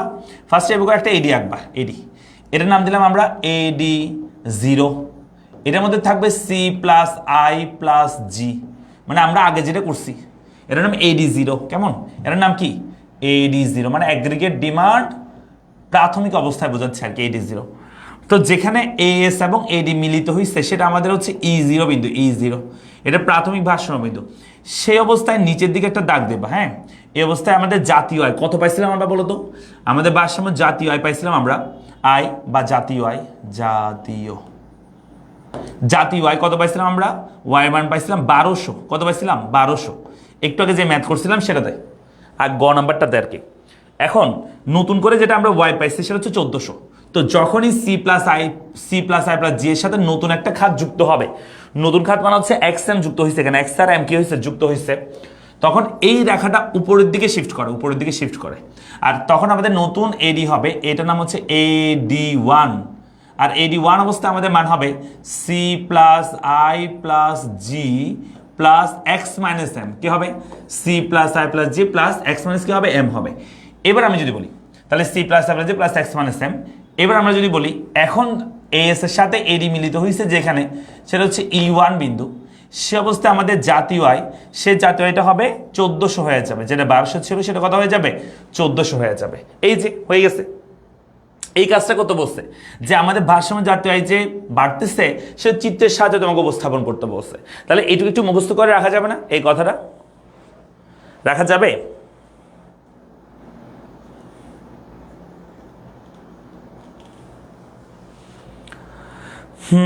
রাকিবুল হাসান বলছে নকল আর হবে না, প্রশ্ন ফাঁস হবে, তাই নাকি? আচ্ছা, হ্যাঁ আন্দাজিত অঙ্ক করতে হবে। এটা এটা তুমি মানদর করতে পারবে না তো, মানদর করার সেই সময় আছে নাই তো, তুমি মানদরে করার সেই সময় পাবা না, তোমাকে আন্দাজেই করতে হবে। তাহলে এখানে C plus G plus X minus M নতুন যুক্ত হলে উপরে যাবে, শিফট করবে, আমাদের ভারসাম্য জাতীয় কী পাবে, বৃদ্ধি পাবে। কত বৃদ্ধি পাবে সেটা তুমি বলতে পারো, যে ভারসাম্য জাতীয় বৃদ্ধি পাবে 1400 মাইনাস 1200, উত্তর হচ্ছে 200, ভারসাম্য জাতীয় কী পাচ্ছে, বৃদ্ধি পাচ্ছে, এটা বলবা। তাহলে ভারসাম্য জাতীয় বৃদ্ধি পাইছে কত, 200 হবে। ওকে, গেল এটা। তাহলে আমরা চলে আসি পরবর্তী কোয়েশ্চেন, আমরা যাই। হ্যাঁ, আশা করি এটা পারবো সবাই। তারপর আসো এর পরবর্তী কোয়েশ্চেন দেখো। আচ্ছা, এর আগে একটু বলে ফেলি আমাদের যে চলমান কোর্সগুলো আছে, আমি একটু তোমাদের যেগুলো একদম আমাদের লেটেস্ট যে কোর্স শুরু হচ্ছে 1 তারিখ থেকে, সেই কোর্স সম্পর্কে একটু বলি। আমাদের 1 তারিখেই শুরু হচ্ছে সব বিষয়ের র্যাপিড ব্যাচ। যারা এই ব্যাচ সম্পর্কে এখনও জানো না, আমাদের পেজে মেসেজ দিয়ে বিস্তারিত জেনে নাও। এই ব্যাচে 1 তারিখ থেকে আমরা টোটাল 50 দিনের চ্যালেঞ্জ, যেখানে প্রতিদিন 3 ঘন্টা করে আমরা ক্লাস নিব প্রত্যেকটা সাবজেক্টের, ব্যবসা শিক্ষা, মানবিকের। সো এই কোর্সে মাত্র 1499 টাকায় এখন ভর্তি চলছে। এই ডিসকাউন্টটা বেশি দিন থাকবে না, অর্থাৎ আমরা কোর্স শুরু করার আগে যারা ভর্তি হবে তাদের জন্য এই ডিসকাউন্টটা থাকবে। 3000 টাকার কোর্সটা আমরা মাত্র 1499 টাকা তোমাদের থেকে ভর্তি নিচ্ছি। সো যারা সব বিষয়ে টেনশন আছে, সব বিষয়ে প্রিপারেশন কেমন হচ্ছে, বা শেষ মুহূর্তে একটা ভালো প্রিপারেশন চাচ্ছ, তোমাদেরকে বলবো একদম নির্দ্বিধায় এই কোর্সটা তোমার জন্য বেস্ট কোর্স হবে। দ্রুত ভর্তি হয়ে যাও, পড়ালেখা পেজে মেসেজ দিয়ে অথবা আমাদের এই নাম্বারে যোগাযোগ করো। নাম্বার কই, এই যে নাম্বার, তো এই নাম্বারে তোমরা যোগাযোগ করো, লাস্টে 463, এই নাম্বারে তোমরা হোয়াটসঅ্যাপ মেসেজ দিতে পারো বা আমাদের সরাসরি কল দিতে পারো, অথবা তোমরা হচ্ছে আমাদের পেজে মেসেজ দিয়ে বিস্তারিত জেনে এই কোর্সে ভর্তি হয়ে যাও। আমি আবার বলছি, মের 1 তারিখ থেকে আমরা ক্লাস শুরু করে দিব। সো 50 দিনের চ্যালেঞ্জ, আমাদের সাথে থাকো। আশা করছি তোমার রেজাল্ট অন্তত পক্ষে যে বি পাওয়ার স্টুডেন্ট সে A+ পাবে। হ্যাঁ, এভাবে করে আমরা পড়াবো, অর্থাৎ একদম লো লেভেলের স্টুডেন্ট যেন অনেক ভালো রেজাল্ট করতে পারে সেভাবে আমরা পড়াবো। কারণ আমাদের যারা টিচার্স প্যানেল আছে পড়াচ্ছি আমরা সবাই এক্সপিরিয়েন্স টিচার, মানে ইউনিভার্সিটির ফার্স্ট ইয়ারের স্টুডেন্ট দিয়ে আমরা ক্লাস করাই না। আমাদেরকে এখানে আমাদের পড়ালেখার যে টিচারগুলো আছে দেখা যায় যে একদম মিনিমাম যার এক্সপিরিয়েন্স কম তারও 3-4 বছর এক্সপিরিয়েন্স আছে, আর সর্বোচ্চ তো 10-12 বছর 15 বছর এক্সপিরিয়েন্স ওয়ালা টিচারও আছে। সো এই আর কি। হ্যাঁ, তাওহিদা বলছে আমাদেরকে আমিও ভর্তি হতে চাই, পড়ালেখা পেজে একটু মেসেজ দিয়ে দাও। হ্যাঁ, পড়ালেখা পেজে মেসেজ দিয়ে দাও, অথবা এই যে নাম্বার দেখালাম নাম্বারে কল দিয়ে দাও, মেসেজ দিয়ে দাও হোয়াটসঅ্যাপে, অথবা তোমরা পড়ালেখা পেজে মেসেজ দিয়ে বলো আমি র্যাপিড ব্যাচে ভর্তি হবো, তাহলে তোমাদেরকে ডিটেলস দিবে অ্যান্ড তোমরা ভর্তি হয়ে যাও। 1 তারিখের মধ্যে ভর্তি হয়ে যাও, কারণ 1 তারিখ থেকে আমরা ক্লাস শুরু করে দিব, তখন আর ডিসকাউন্টটা পাবা না। ঠিক আছে, আমি আবার বলতেছি, এখন ডিসকাউন্টটা আছে, ডিসকাউন্টটা কিন্তু থাকবে না। আচ্ছা, চলো আমরা যাই যেখানে আমরা ছিলাম। তাহলে আমরা এই যে এটা পড়ছি, এতটুকু পড়ছি। এবার আসো এই কোয়েশ্চনটা সবাই একটু খেয়াল করো। এই কোয়েশ্চেনের মধ্যে বলছে কি যে নিজ জাতীয় আয় NNP দেওয়া আছে, বুঝছো, অবচয় দেওয়া আছে, ডেপ্রিসিয়েশন কস্ট বা যেটাকে আমরা বলি ডিসি দেওয়া আছে। এরপর নিট রপ্তানি দেওয়া আছে, X-M এর ভ্যালু দেওয়া আছে, 5000 দেওয়া আছে। বলছে GNP এর পুনরূপ কি? আমরা জানি GNP মানে হচ্ছে গ্রস ন্যাশনাল প্রোডাক্ট। তাহলে কি বলছি, GNP মানে হচ্ছে গ্রস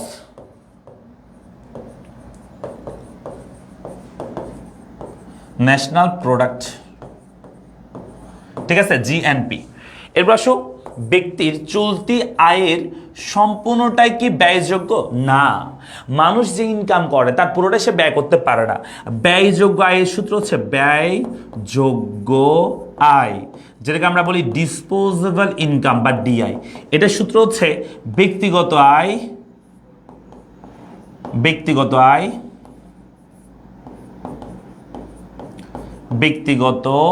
আয় হ্যাঁ, যেটাকে আমরা বলি পার্সোনাল ইনকাম মাইনাস প্রত্যক্ষ কর, হ্যাঁ, মাইনাস অন্যান্য ব্যয়। কথা হচ্ছে এমন, আমি যদি বলি তুমি 100 টাকা বেতন পাও, তো 100 টাকা তুমি পুরোটা খরচ করতে পারবে না, শুরুতেই তোমাকে ট্যাক্সওয়ালা সরকার এসে বলবে তোমার ট্যাক্স দিতে হবে 10 টাকা, তো ট্যাক্স তোমাকে দিতে হবে।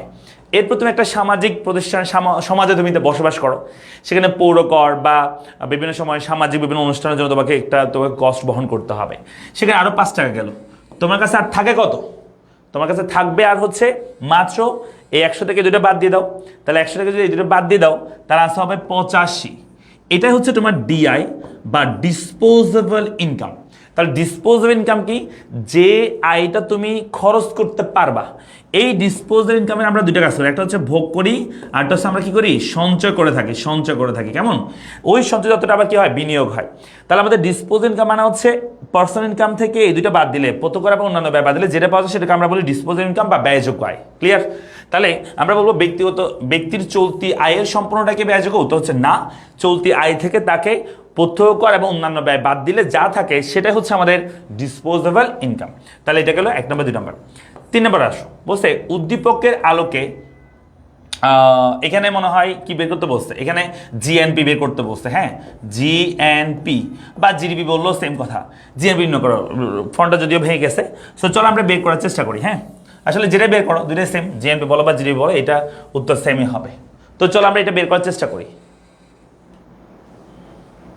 এটা আমরা বের করার চেষ্টা করি, জিএনপি আমরা বের করার চেষ্টা করি। হ্যাঁ, এটা জিএনপি হওয়ার সম্ভাবনা আছে।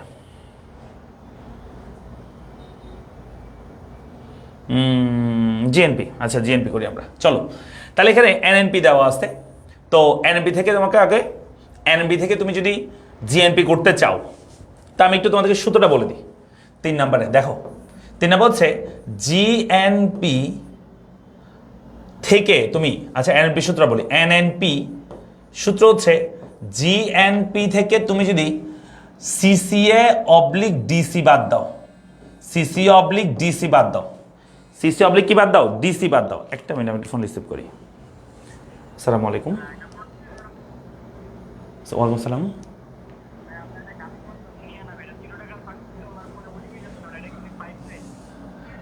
উনি তো একটু আগে কল দিয়েছিল আপনাদের রাইডার থেকে, মানে আমি বলছিলাম ফোনটা দিয়ে দেওয়ার জন্য।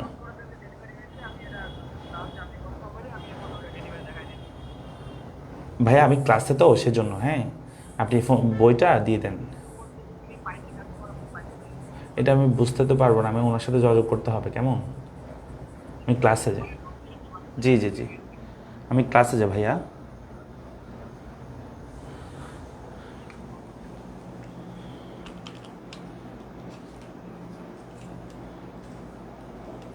ওকে, যেটা বলছিলাম, তাহলে এনএনপি সমান GNP minus CC oblique DC. শোনো, আমাদের জিএনপির মান দেওয়া থাকলে আমরা সেখান থেকে ডিসি আর সিসি অবলিক ডিসি বাদ দিলে এনএনপি পাই। বুঝছো? এনএনপি আমরা পেতে পারি। তো আমাদের এখানে কি কি দেওয়া আছে তুমি একটু খেয়াল করো। আমাদের এখানে নিট রপ্তানি দেওয়া আছে। আচ্ছা, ভালো কথা, এটা আমাদের দরকার নেই এখন আপাতত জিএনপি বের করার ক্ষেত্রে। আমাদের নিট জাতীয় বের করতে হবে, এনএনপি বের করতে হবে। সো এনএনপির মান দেওয়া আছে, সরি এনএনপি এখানে মান দেওয়া আছে, বের করতে হবে, এনএনপির মানটা দেওয়া আছে, আর ডিসি অবলিক এটার মানও দেওয়া আছে। তো কেমনে কাজ করবা? যেহেতু এটা মান দেওয়া আছে, এটা বসাই দিই, আমরা সরাসরি বসাই দিই। তাহলে 20,000 এটা আমাদের মান দেওয়া আছে, এনএনপির মান দেওয়া আছে, এবং অবচয় ব্যয় দেওয়া আছে, কিন্তু জিএনপি দেওয়া নাই। তাহলে জিএনপি দেওয়া নাই কিন্তু অবচয় ব্যয়, এই যে ডিসির মান দেওয়া আছে, কত দেওয়া আছে? 2,000। 2,000 লিখে দিলাম। তো এখান থেকে তুমি জিএনপি মান বের করতে পারবে না? একদম সহজ, এই দুটোকে সামনে নিয়ে আসো। তাহলে জিএনপি মাইনাস 2,000 সমান, এটাকে ওই পাশে নিয়ে যাও, 20,000 এই পাশে নিয়ে যাও। আচ্ছা, এবার আসো, সাইনে কিন্তু চেঞ্জ করবে না, যেহেতু পক্ষান্ত করতেছো, পুরোটা নিয়ে আসতেছো এই পাশে ওই পাশে, তো সাইনে চেঞ্জ হবে না। কেমন? আচ্ছা, এবার আসো, এবার যেটা করবো, এখানে জিএনপি রেখে দাও, জিএনপি থাকুক, এই 20,000 এখানে থাকুক যেমন আছে তেমন। এই যে 2,000টা এখানে ছিল মাইনাস, সেটা এবার কি হবে জানো? প্লাস হবে, প্লাস 2,000 হবে। তাহলে যেখানে এটা 20,000 আসছে, যেটা এখানে মাইনাস ছিল সেটা এবার কি হবে? প্লাস হবে। এবার আমি যদি বলি, তাহলে জিএনপি সমান কত? দেখো, 20,000 থেকে 2,000 বাদ দিয়ে দাও, তাহলে আসতে হবে 18,000। এই যে হয়ে গেছে আমাদের জিএনপি বের হয়ে গেছে। এটা কি বেশি কঠিন? একদম সহজ না? একদম সহজ কিন্তু। তাহলে এনএনপি সূত্র কি? জিএনপি মানে সিসি অবলিক ডিসি, অর্থাৎ ক্যাপিটাল কনজাম্পশন অ্যালাউন্স বা ডেপ্রিসিয়েশন কস্ট বাদ দিলে জিএনপি থেকে এনএনপি পাওয়া যায়। তো আমাদের এনএনপির মানটাই দিয়ে দিচ্ছে সরাসরি, তাহলে আমরা ডিসি মানও দিয়ে দিচ্ছে, তাহলে আমরা জিএনপি বের করতে পারবো না।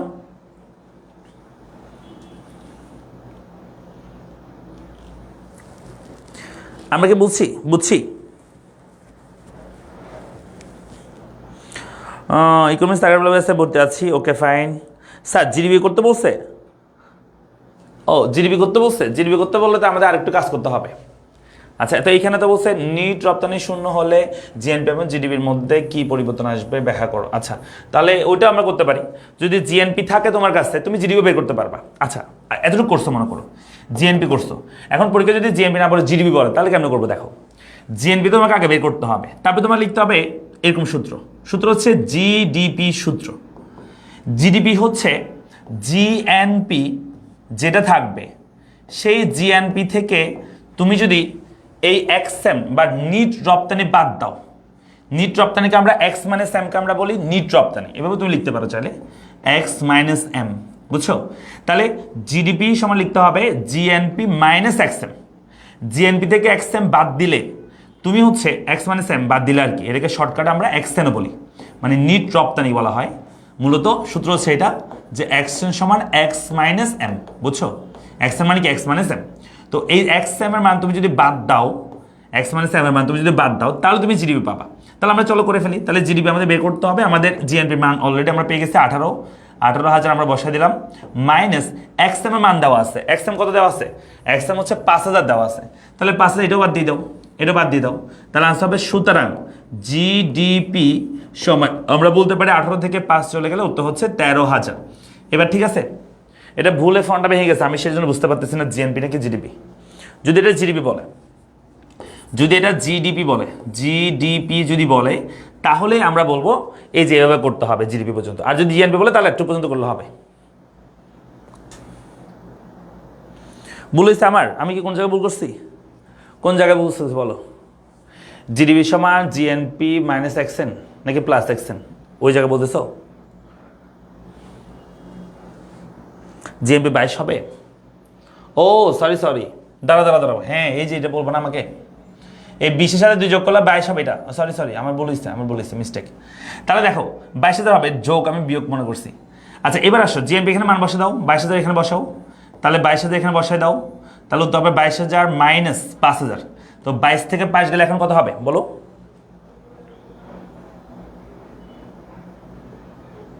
ঠিক আছে এবার বুঝতে পারছি আমি তোমরা কি বুঝছো। তাহলে জিএনপি থেকে এক্সএম বাদ দিলে জিডিপি পাওয়া যায়। তাহলে এখানে আমাদের 22,000, তাহলে আনসার হবে 17,000 নাকি 17,000? এটা আসছে ঠিক আছে? এটা বলো ঠিক আছে কিনা এটা?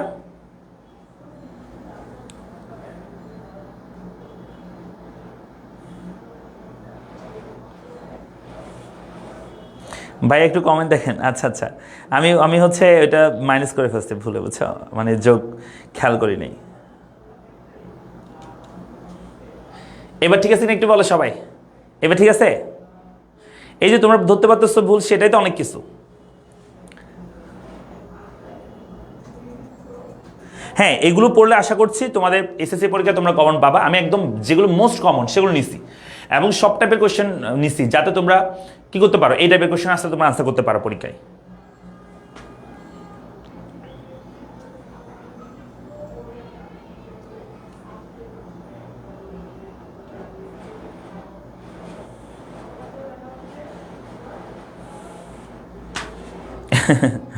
রিয়েলিটিতে হইলে চিলে আপনার কানফাটে ফেলতে হবে। আচ্ছা বুঝতে পারছি, আমি তো খেয়াল করি না তোমাদের কমেন্টসের জন্য। আচ্ছা ভুলে হয়তো এটা হয়ে গেছে, হ্যাঁ গলতি সে মিস্টেক হয়ে গেছে। আচ্ছা যাই হোক, তো জিডিপি হচ্ছে এটা আমরা বের করছি।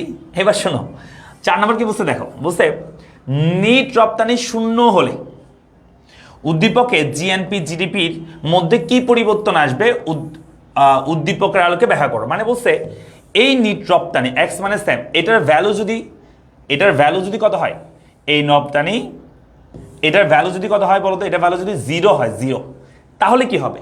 তাহলে আমাদের কাজটা আবার করতে হবে। চল আমরা করি। আমরা লিখবো 4 নম্বর, আমাদের আবার কাজ করি।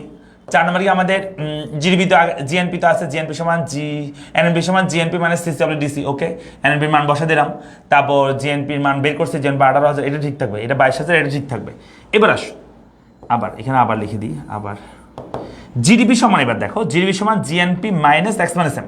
এবার দেখো এই জায়গায় আর 5,000 হবে না, কত হবে? 22,000 মাইনাস এক্স এর ভ্যালু হচ্ছে, এক্স মাইনাস এম এর ভ্যালু হচ্ছে 0 বসায় দাও। তাহলে 22,000 থেকে 0 গেলে উত্তর হচ্ছে 22,000। তার মানে কি বুঝতেছো? যদি একটা দেশের আমদানি রপ্তানির পার্থক্য বা নিট রপ্তানি 0 হয়, তাহলে জিএনপি যত হয় জিডিপিও কি হবে তত হবে। বুঝা গেছে? তার মানে জিএনপি জিডিপির মধ্যে কোনো পার্থক্য থাকবে না যদি একটা দেশের অ্যাকশনের ভ্যালুটা কি হয় 0 হয়। আর অ্যাকশনের ভ্যালু পজিটিভ হইলে, আমি একটু তোমাদের 3টা লাইন লিখে দিই, এটা এমসিকিউতে তোমাকে কাজে দিবে। আমি উপর থেকে একটু মুছে দিব। আচ্ছা, মুছে দিচ্ছি, শোনো এই কথাটা একটু মনে রাখবা। অ্যাকশনের ভ্যালু যদি ধনাত্মক হয়, ধনাত্মক মানে বুঝছো তো, মানে পজিটিভ হয়, তাহলে সেই দেশের জিএনপিটা বড় হবে জিডিপির তুলনায়। মনে থাকবে? দেখো একটু আগে যে ম্যাথটা করছিলাম সেখানে 22 আসছিল, এটা আসছিল কত, 22 থেকে 5 গেলে 17 আসছিল। আর যদি একটা দেশের অ্যাকশনের ভ্যালুটা, অ্যাকশন মানে এমকে আমরা অ্যাকশন বলি আর কি, এটার ভ্যালু যদি 0 হয়, কত হয় বলো তো, 0 হয়, তাহলে সেই দেশের জিএনপি যত হবে জিডিপিও তত হবে। আবার যদি আমি বলি অ্যাকশনের ভ্যালু যদি ঋণাত্মক হয়, খুবই গুরুত্বপূর্ণ লাইন লিখতেছি, হ্যাঁ এটা খুবই গুরুত্বপূর্ণ। অ্যাকশনের ভ্যালু যদি ঋণাত্মক হয়, কত হয় বলো তো, ঋণাত্মক হয়, ঋণাত্মক, তাহলে কি হবে জানো? অ্যাকশনের ভ্যালু যদি ঋণাত্মক হয়, তাহলে যেটা হবে যে জিএনপিটা ছোট হবে জিডিপির তুলনায়, মানে জিডিপি তখন বড় হবে যদি ঋণাত্মক হয়। অ্যাকশনের ভ্যালু কি হয়? ঋণাত্মক হয়। এই 3টা কথা একটু মনে রাখতে হবে। আবার বলছি, অ্যাকশনের ভ্যালু পজিটিভ হলে জিএনপি বড়, জিডিপি ছোট। অ্যাকশনের ভ্যালু 0 হলে জিএনপি জিডিপি সমান হবে, যেমন এখানে সমান হয়েছে। আর অ্যাকশনের ভ্যালু ঋণাত্মক হলে জিএনপি ছোট, জিডিপি কি হবে? বড় হবে। এই কথাটা কি ক্লিয়ার?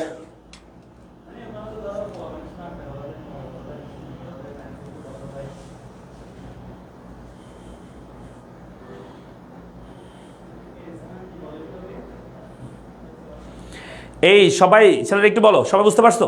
আচ্ছা, চলে আসি আমরা পরবর্তী কোশ্চেনে যাই। চলো দেখো, এরপরের কোশ্চেনে তোমাদেরকে বসে এক্স দেশের ভোগ ব্যয় বা সি এর মান দেওয়া আছে। হ্যাঁ, সি সমান দেওয়া আছে এটা। আর দেশটিতে প্রাথমিক বিনিয়োগ আয়ের মান দেওয়া আছে। সরকারি ব্যয়, যেটা আমরা বলি গভর্নমেন্ট এক্সপেন্ডিচার, এটা জি হবে।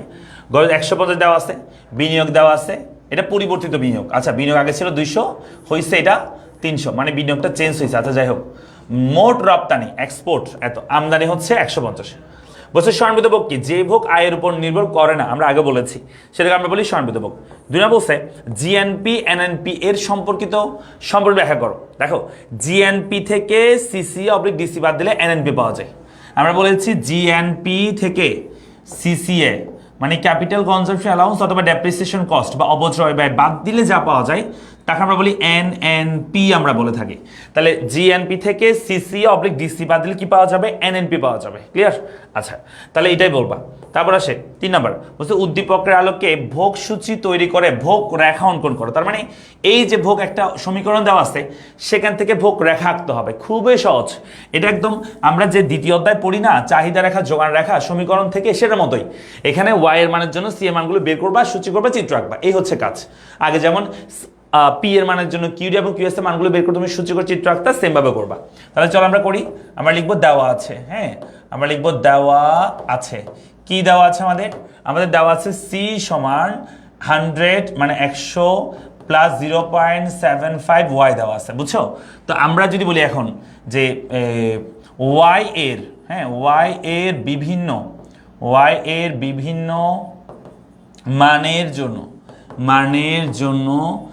বিভিন্ন মানের জন্য সি এর মান, হ্যাঁ সি এর মান নির্ণয় করি।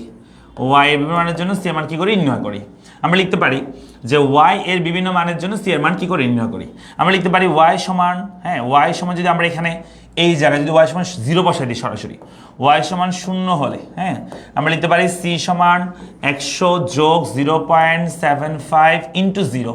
তাহলে আনসার দাঁড়াবে হচ্ছে, আনসার হচ্ছে 100, হ্যাঁ 100 প্লাস 0 হবে, উত্তর হচ্ছে সি সমান 0, সরি 100 হবে, 100, সি সমান কত হবে? 100 হবে।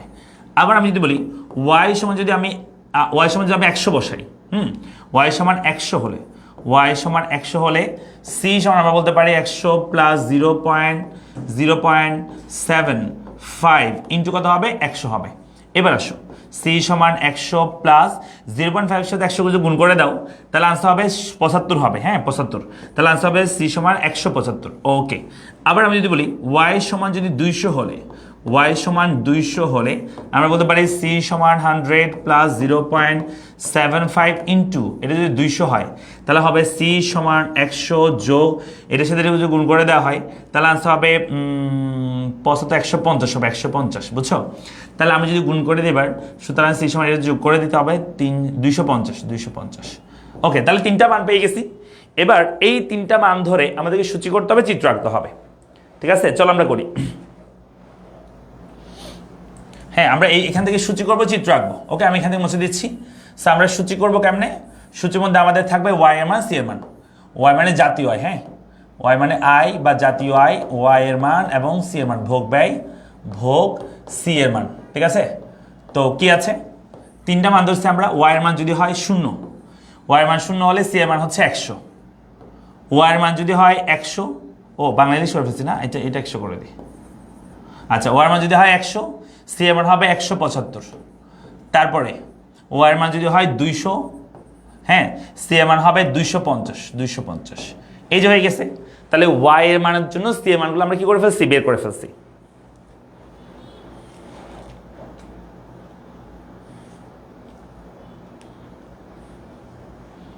বুঝা গেছে? আমরা বুঝতে পারছি। ওকে, এবার আসলে আমরা চিত্র আঁকবো। চিত্র, হ্যাঁ, চিত্রের ক্ষেত্রে আমি বলছি কি, এই চ্যাপ্টারে যত চিত্র আছে সব চিত্রের ক্ষেত্রে এই যে আয় বা জাতীয় আয়, এটা অলওয়েজ ভূমি হবে। আর লম্বকে হচ্ছে যা তুমি করতেছো, যেমন ভোগ ব্যয়, আমরা এখানে ভোগ বা সিটা লম্বকে ধরবো। আর এখানে আছে 0, 100, 200, তাহলে আমরা এখানে 100 ধরলাম, 200 ধরলাম, 100, 200, 0, 100, 200। আর ভোগ ব্যয় এখানে আছে 100, 175, 200, 250, তাহলে আমরা এখানে 100 করে ধরি। 100, 200, 300, আমি ছোট করে লিখতেছি 100, 200, 300। চলো আমরা এগুলো বের করি। প্রথমে 0 এর সাথে 100, অর্থাৎ আয় 0 হলে তখন আমাদের ভোগ ব্যয় 100 প্রথমে দিতে হবে এই জায়গায়। আয় 0 হলে ভোগ ব্যয় 100 প্রথমে দিতে হবে এই জায়গায়, ভোগ ব্যয় 100। তারপরে আয় 100 হলে ভোগ ব্যয় 175, আয় 100 হলে ভোগ ব্যয় 175, তো মনে করি এই জায়গায় 175। হ্যাঁ, এই জায়গা হচ্ছে আমাদের 2 নম্বর বিন্দু। আয় 200 হলে ভোগ ব্যয় 250, আয় 200 হলে ভোগ ব্যয় 250, পরবর্তী বিন্দু হচ্ছে এখানে। এবার এই দিন আমরা যোগ করে দিই, তাহলে যেই রেখাটা আমরা পাবো সেটা হচ্ছে আমাদের ভোগ রেখা। কি রেখা বলো? ভোগ রেখা। বুঝা গেছে? সেটা তুমি লিখে দিতে পারো যে সেই সময় এটা কি সমীকরণ? সমীকরণটা হচ্ছে এটা ছিল যে 100 প্লাস 0.75 ওয়াই, এটার মাধ্যমে আমরা অঙ্কিত যে চিত্র সেটা হচ্ছে এটা, ভোগ রেখাটা।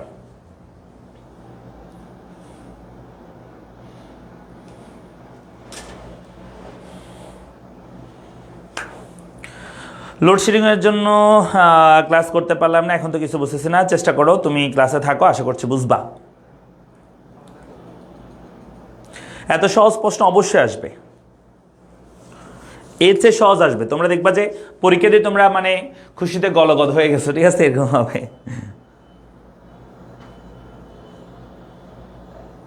হ্যাঁ, যে কোনো মান নিলেই হবে, যে কোনো মান নিলে হবে। শেষ। তাহলে আমি নবদা থেকে আর করাচ্ছি না, কেমন? আচ্ছা, এটা তো এখন মাত্র এটা করলাম, এরপর আরেকটা আছে। বলছে 4 নাম্বার কি বলছে দেখো, এটার মধ্যে 4 নাম্বার কি বলছে? বলছে যে উদ্দীপকে দেশটিতে প্রাথমিক বিনিয়োগ থেকে পরিবর্তিত বিনিয়োগ হলে জাতীয় আয়ের উপর কী পরিবর্তন হবে? অর্থনীতির বদ্ধ অর্থনীতির ক্ষেত্রে বিশ্লেষণ করো। তার মানে এক্সপোর্ট ইম্পোর্ট তুমি কি করতে পারবে না? বিবেচনা করতে পারবে না। এটাকে তোমাকে আগে থেকে বন্ধ করে দিতে বলছে। এটা বিবেচনা হবে না, বদ্ধ অর্থনীতি হবে। বদ্ধ মানে হচ্ছে সি প্লাস আই প্লাস শুধু কি হবে? জি পর্যন্ত হবে।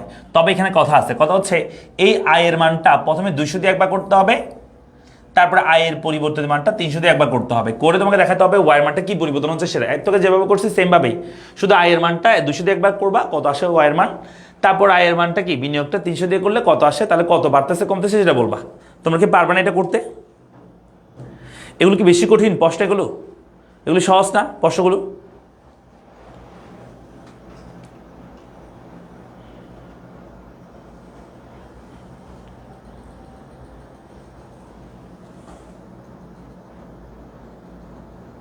আচ্ছা, চিত্র হচ্ছে চিত্র খাতায় আঁকতে হবে, ম্যাথও খাতায় করতে হবে।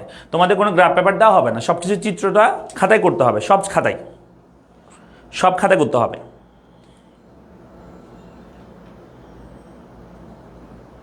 হ্যাঁ, তোমাদের প্রশ্ন অভিন্ন প্রশ্ন হবে, মানে সব বোর্ডে একই প্রশ্ন হবে, সব বোর্ডে সেম প্রশ্ন দিয়ে তোমাদের পরীক্ষা হবে। হ্যাঁ, ইউটিউবে ভিডিও আপলোড দেওয়া হচ্ছে, তো গত ক্লাসগুলো সবগুলো দেওয়া হয়েছে না ইউটিউবে আপলোড, এগুলো দেওয়া হবে।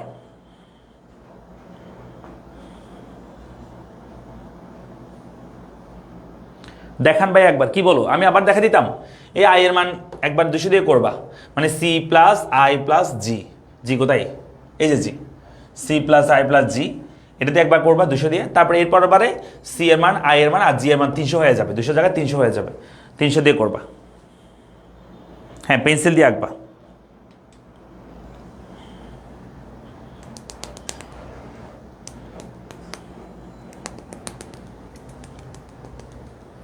কি দেয় না? ইউটিউবে আপলোড দেওয়া হয়েছে তো, কি দেয় না, কি বলো? ইউটিউবে আপলোড দেওয়া হয়েছে, তুমি চেক করো। হ্যাঁ, চিত্র আঁকার পর একটু ব্যাখ্যা করবা, সামান্য একটু ব্যাখ্যা করবা, সমস্যা নাই তো। আচ্ছা, তাহলে এটা গেল। এটা আমরা করে ফেলেছি। তো এবার আসো, তাহলে 1 2 3 4 এটা করলো। এরপর আসো, এরপর দেখো এখানে 8টা ম্যাথ করছে, সেটা হচ্ছে আমাদের সামগ্রিক আয় আর সঞ্চয় দেওয়া আছে, মোট বিনিয়োগ দেওয়া আছে। এটা একটু ভিন্ন ধর্মী প্রশ্ন, যেখানে আমরা জানি যে আয় সমান এস হলে সেখানে আমাদের বিনিয়োগ ভারসাম্য হয় আর কি, ওইভাবে কোয়েশ্চেনটা আসছে। এটাকে দেখা দিতে হবে। আচ্ছা, একটু দেখা দিই সামগ্রিক আয় কি। সামগ্রিক মান হচ্ছে এক নির্দিষ্ট সময়ে সাধারণত 1 বছরে দেশে বিদ্যমান সম্পদকে ব্যবহার করে যে পরিমাণ অন্তর্বাহিত ব্যবসা বা উৎপাদন হয় তার সমষ্টিকে সামগ্রিক আয় বলে, এইটুকু বলবা। 2 নম্বর বলছে সঞ্চয় ও বিনিয়োগের সম্পর্ক কীরূপ। সঞ্চয় বাড়লে বিনিয়োগ বাড়বে, সঞ্চয় কমলে বিনিয়োগ কমবে। 3 নম্বর উদ্দীপক থেকে বিনিয়োগ রেখা, মানে এই যে আয় রেখা তোমাকে অন করতে হবে, বিনিয়োগ রেখা আঁকতে হবে। এটা তো খুবই সহজ। আমি একটু আগে তোমাদের যেটা বলছিলাম যে এই চ্যাপ্টারে যাই চিত্র করো, এই আয়টা হবে ভূমি অক্ষে, বা সামগ্রিক আয় হবে কি, সামগ্রিক আয় হবে ভূমি অক্ষে, আর লম্বককে হবে হচ্ছে এখানে বিনিয়োগ, যেহেতু করতে বলছে বিনিয়োগটা করবো, বিনিয়োগ। তো বিনিয়োগটা মানে হচ্ছে ইনভেস্টমেন্টটা, ঠিক আছে। তাই আছে 400 500 600, তাহলে এখানে হবে 400 500 600, 400 500 600। হ্যাঁ, আর বিনিয়োগটা এখানে আছে 200 200 200, তাহলে মাঝখানে একটা দিয়ে দাও 200 200 দিয়ে এখানে দাও 400। এবার এটা করে ফেলো জাস্ট, 400 সাথে 200, এই 400, ও এখানে একটু ভুল করছি আমি, এই সবাই একটু ক্লিয়ার ঠিক করবা। এখানে 100 করে ধরবো আমরা, 400 থেকে ধরলে তো হবে না। 100, তারপর হচ্ছে 200 300, কেমন, তারপর হচ্ছে 400 500 600, এভাবে ধরবা। আয় তো 400 সাথে প্রথমে 200, এই 400 তো হবে 200 প্রথমে তো এখানে, তারপর হচ্ছে 500 সাথে কত হবে 200, 500 তো 200, 600 তো কত হবে 200 হবে। এইটাই হচ্ছে আমাদের কি রেখা, এটা হচ্ছে আমাদের আয় রেখা, ইনভেস্টমেন্ট রেখা, ঠিক আছে। এটা করব। 4 বলছে উদ্দীপকের আলোকে ভারসাম্য জাতীয় আয় বিশ্লেষণ করো। তো ভারসাম্য জাতীয় করতে হলে উদ্দীপক এখানে আমরা দেখতে পাচ্ছি, যেখানে তোমার আয় সমান এস হবে, বা বলতে পারো সেভিংস এবং ইনভেস্টমেন্ট যেখানে সমান হবে সেখানে মূলত ভারসাম্য হবে। তো দেখো আয় এবং এস, বা এস আর আয় সমান হচ্ছে এই জায়গাটাতে। তো 500 হচ্ছে আমাদের ভারসাম্য জাতীয়, কিন্তু তোমাকে চিত্ররেখা করতে হবে। হ্যাঁ, তো চিত্ররেখা করতে হলে 4 নম্বরের চিত্র কেমন করবা, প্রথম এটার মতো করে বিনিয়োগ রেখা ডাকবা, ঠিক আছে। বিনিয়োগের মধ্যে তুমি একসাথে সঞ্চয়টা করে ফেলবা। তো এখানে বিনিয়োগ আর কি লিখবা আমরা, সঞ্চয়। বিনিয়োগ আর কি, সঞ্চয়, বা আমরা এসটা একসাথে করবো। তো দেখো তখন এটা হচ্ছে সঞ্চয় 100 200 300 আছে। আচ্ছা যাই হোক, এটা যদি 200 400 হয় সমস্যা নাই, 100 200 300 আমরা করতে পারবো। এবার আসো আমরা তাহলে বিনিয়োগটা এখানে তো করছি, এই যে বিনিয়োগটা আমরা রাখছি, এই যে আয় দিয়ে বিনিয়োগটা আমরা রাখছি। এই সঞ্চয় দরকার করি, সঞ্চয় রেখাটা করি। হ্যাঁ, সঞ্চয় রেখাটা আমরা করবো। আমরা এখানে আছে 400 সাথে 100 সঞ্চয়, তাহলে আমাদের আসতে হবে 400 সাথে 100, 100 এখানে করি, 200 যদি হয় 100 হবে মাঝামাঝিতে এই জায়গায়। তাহলে এটা হচ্ছে প্রথম রেখা সঞ্চয়ের। তারপর প্রথম বিন্দু 500 সাথে 200 হবে, এই 500 হবে 200, 200 মানে হচ্ছে এই বরাবর, এটা হচ্ছে 200, এটা 200। তারপরে 600 সাথে কত হবে 300, এদিকে 600 সাথে কত হবে 300, 300 মানে হচ্ছে এটা 200 এবং 400 মাঝামাঝি 300 এই জায়গায়। তাহলে এই দিনের ভিতরে যোগ করে দাও, যে রেখাটা সেটা হচ্ছে এস রেখা। তাহলে সেভিংস এবং ইনভেস্টমেন্ট যেখানে সমান হবে, দেখো এই যে ইনভেস্টমেন্ট এবং সেভিংস সমান হচ্ছে এই বিন্দুতে, এটা হচ্ছে আমাদের ভারসাম্য বিন্দু, ঠিক আছে। তাহলে আমাদের ভারসাম্য জাতীয় হচ্ছে, আমরা বলতে পারি আমাদের ভারসাম্য জাতীয় আয় কত হবে বলো তো, 500। ভারসাম্য জাতীয় কত 500, এখানে কোটি টাকা কিছু লেখা নেই, যাই হোক জাস্ট 500 লিখলে হবে, ভারসাম্য জাতীয় আয় 500 হবে।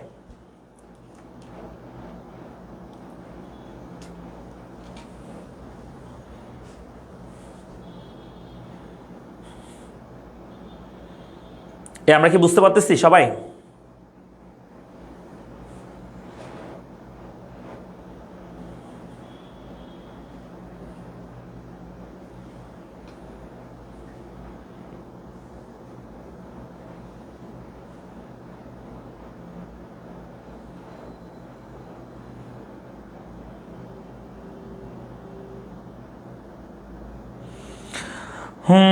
কমেন্ট আপনার কাছে দেখবো না, কমেন্ট করবো। আচ্ছা তুমি কমেন্ট বক্স বন্ধ করে রাখো, ঠিক আছে, বন্ধ করে রাখো, তাহলে হয়ে যাচ্ছে।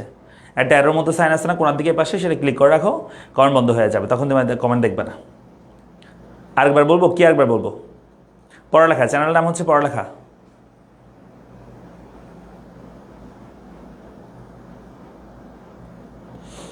আমরা কি বুঝতে পারছি?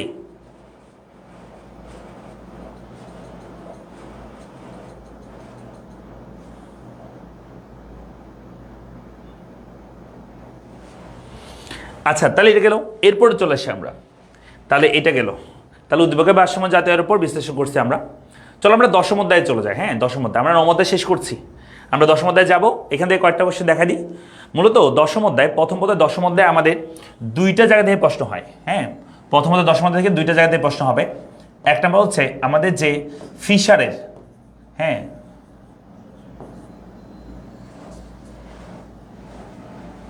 ফিশারের বিনিময় তথ্য,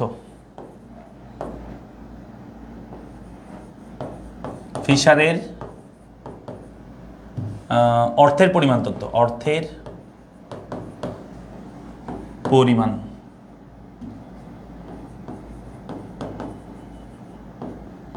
তথ্য, এটা যে প্রশ্ন হবে।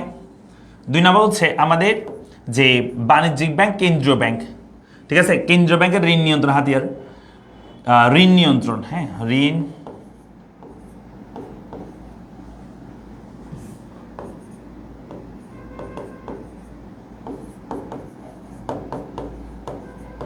ঋণ নিয়ন্ত্রণ বাণিজ্যিক ব্যাংক, কেন্দ্রীয় ব্যাংকের। আরেকটা জায়গায় প্রশ্ন আসে এখন রিসেন্টলি হচ্ছে, সেটা হচ্ছে বাণিজ্যিক ব্যাংক এবং কেন্দ্রীয় ব্যাংক নিয়ে, বাণিজ্যিক ব্যাংক ও কেন্দ্রীয় ব্যাংক, অর্থাৎ কোনটা বাণিজ্যিক ব্যাংক কোনটা কেন্দ্রীয় ব্যাংক সেটা তোমাকে আইডেন্টিফাই করতে হবে। এই টাইপের কোয়েশ্চেন আমরা দেখতে পাচ্ছি, কেমন? সো চলো আমরা করে দিই, ঠিক আছে। ফার্স্টে আসো, ফার্স্টে হচ্ছে বলা হয়েছে জনাব আমির 1 লক্ষ টাকা নিয়ে এ ব্যাংকে একটি সঞ্চয় হিসাব খুলতে যান। ব্যাংকের কর্মকর্তা তাকে পাশের বি ব্যাংকে গিয়ে হিসাব খোলার পরামর্শ দেয়। তাহলে দেখো খুলতে গেছে এ ব্যাংকে 1 লক্ষ টাকা নিয়ে হিসাব, ব্যাংক কর্মকর্তা বলতেছে কি তুমি বি ব্যাংকে যাও, ঠিক আছে, বি ব্যাংকে অ্যাকাউন্ট খোলো। এরকম বোকার কেউ আছে? ব্যাংক কর্মকর্তা বলেন যে এ ব্যাংক, এটা হচ্ছে এ ব্যাংক, এ ব্যাংক জনগণের আমানত জমা রাখে না, বরং বি ব্যাংকের সমগোত্রীয় ব্যাংকগুলোকে নিয়ন্ত্রণ করে। তার মানে বুঝতে পারছো কেন সেই হিসাব খুলতে যাচ্ছে না? আচ্ছা এখানে প্রথমে বলছে ব্যাংক হার কাকে বলে? মূলত কেন্দ্রীয় ব্যাংক আর বাণিজ্যিক ব্যাংকের যে সুদের হারে বিনিময় বিল বাট্টা বা ঋণ দেয়, কেন্দ্রীয় ব্যাংক বাণিজ্যিক ব্যাংকের মধ্যে যে সুদের হারটা ধরা হয় একজন একজনকে, সেটাকে বলা হয় ব্যাংক হার। আর জনগণের সাথে যেটা হয় বাণিজ্যিক ব্যাংকের, সেটাকে আমরা বলি নামিক সুদের হার বা সুদের হার।